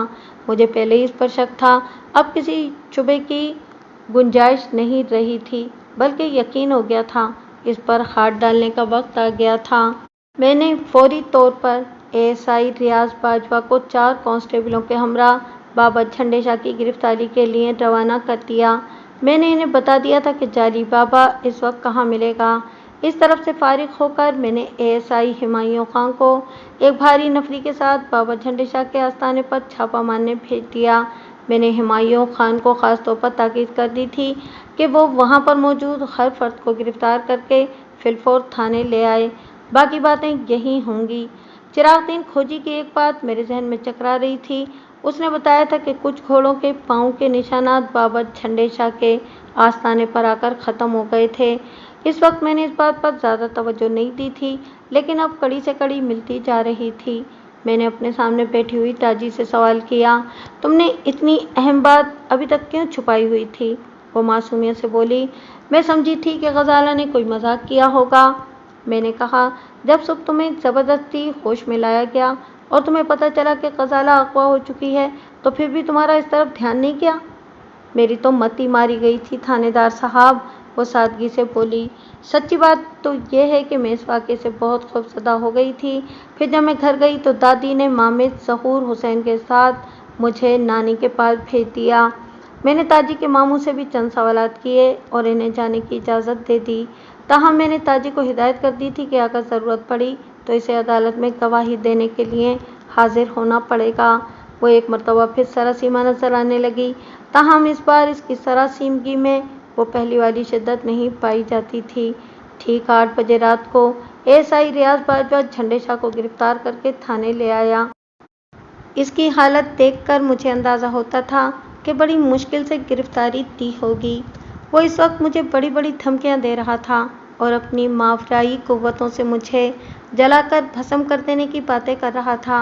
मैंने इसकी बकवास को नज़रअंदाज करते हुए इसे एक खौफनाक सूरत वाले हवलदार के हवाले कर दिया। लो भाई मनसब अली, तुम्हारी खुराक आ गई है, मैंने हवलदार को मुखातिब करते हुए कहा। बाबा झंडे शाह ने बहुत से मौक्किल काबू कर रखे हैं और बड़ा करनी वाला है। ज़रा इसको ये तो बताओ कि पुलिस के मौक्किल किस तरह काम करते हैं। वो खुश होते हुए बोला, आप फिक्र ही न करें मलिक साहब, इस फराडिये को मुनकर नकीर याद आ जाएंगे। झंडे शाह एक मरतबा फिर अपनी रूहानियत के बुलंदोबाग दावे करने लगा और हमें मरूफ करने की कोशिशों में मसरूफ़ हो गया, लेकिन इसकी ढोंग की कलई खुल चुकी थी, इसलिए मैं इसकी बातों से कतई मुतासिर नहीं हुआ। मनसब अली, मैंने हवलदार को मुखातिब करते हुए कहा, बाबा झंडे शाह इस इलाके की महबूब हस्ती हैं, इनके आराम का ख़ास ख्याल रखना। मैं अभी इसे ड्राइंग रूम की सैर करवाता हूँ जनाब। वो बाबा झंडे शाह का बाजू थामते हुए बोला, अगर बात ना बनी तो ट्रायल रूम में ले जाऊंगा। मैंने झंडे शाह की आंखों में झांकते हुए सरसराती हुई आवाज़ में कहा, मुझे बस एक सवाल का जवाब चाहिए, बस एक सवाल, गजाला कहाँ है? हवलदार इसको बाजू से घसीटते हुए बोला, मलिक साहब आप बेफिक्र होकर घर जाएं, सुबह तक इसका जोर जोर पुकार पुकार कर आपके सवाल का जवाब देगा।